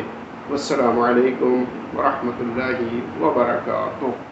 محترم ناظرین، اب ہم اہل بیت کونسل انڈیا کی جانب سے منعقد ہونے والے اس پیغام عاشورہ ویبینار کے اختتامی مرحلے میں داخل ہو گئے ہیں۔ مقررین اور علماء کرام کے بیانات سے آپ نے استفادہ کیا، ہم آپ سب کے تہ دل سے شکر گزار ہیں۔ آئیے میں ناظرین محترم اور مقررین محترم علماء کرام کے شکریہ کی ادائیگی کے لیے، کلمات تشکر کے لیے اہل بیت کونسل انڈیا کے جنرل سیکریٹری حجت الاسلام والمسلمین عالی جناب مولانا سید جلال حیدر نقوی صاحب سے گزارش کر رہا ہوں کہ وہ تشریف لائیں اور تمامی ناظرین محترم اور علماء کی خدمت میں کلمات تشکر ادا فرمائیں۔ اعوذ باللہ من الشیطان اللعین الرجیم، بسم اللہ الرحمن الرحیم۔ حضرات گرامی، آج ہم عالمی ویبینار اجلاس مبلغین اور پیغام عاشورہ کے عنوان سے منعقد کر رہے ہیں۔ اس ویبینار میں آپ تمام حضرات نے جن اہم مقررین کے تقریروں کو سنا، یقیناً ان کے پیغامات ماہ محرم میں، ماہ عزا میں مبلغین کے لیے، مومنین کے لیے مشعل راہ ثابت ہوں گے۔ میں اس موقع پر اہل بیت ورلڈ اسمبلی کے سیکریٹری جنرل حضرت آیت اللہ رضا رمضانی صاحب کی خدمت میں بے حد ممنون ہوں کہ انہوں نے آج کے اس ویبینار میں ہمارے ساتھ شرکت کی، اور تنزانیہ سے ہمارے برادر عزیز مولانا عدیل رضا عبدی صاحب، اور کویت سے جناب مرزا عسکری صاحب قبلہ نے اپنی تقاریر اس ویبینار میں شرکت کی۔ تقاریر کے ذریعے حضرات بہت ہی عجیب و غریب صورتحال ہے اس وقت کووڈ-19 کو لے کر۔ ہماری یہ ذمہ داری ہے کہ ہم ماہ محرم میں کووڈ کے سلسلے میں جو گائیڈ لائنز حکومت کی طرف سے آئی ہیں ان پر عمل کرتے ہوئے اپنی اور دوسرے لوگوں کی صحت اور سلامتی کا خیال رکھتے ہوئے عزاداری کی جو رسومات ہیں انہیں ادا کریں اور عبادت عزا کو انجام دیں۔ میں تمام مقررین کا جو ہندوستان سے شریک ہوئے ہیں، دوسرے ممالک سے شریک ہوئے ہیں، ان کا بے حد شکر گزار ہوں، اور تمام ناظرین کا بے حد شکر گزار ہوں کہ انہوں نے اس ویبینار میں شرکت کی، اور تمام مبلغین کی خدمت میں ایک بار پھر شکریہ ادا کرتا ہوں کہ انہوں نے اس سیمینار میں، اس ویبینار میں شریک ہو کر جو اپنا تعاون دیا ہے وہ یقیناً ہمارے لیے حوصلہ افزائی کا سبب بنے گا۔ انشاءاللہ اہل بیت کونسل انڈیا اس طریقے کے پروگرام ہمیشہ منعقد کرتی رہی ہے اور آئندہ بھی کرتی رہے گی۔ والسلام علیکم ورحمۃ اللہ وبرکاتہ۔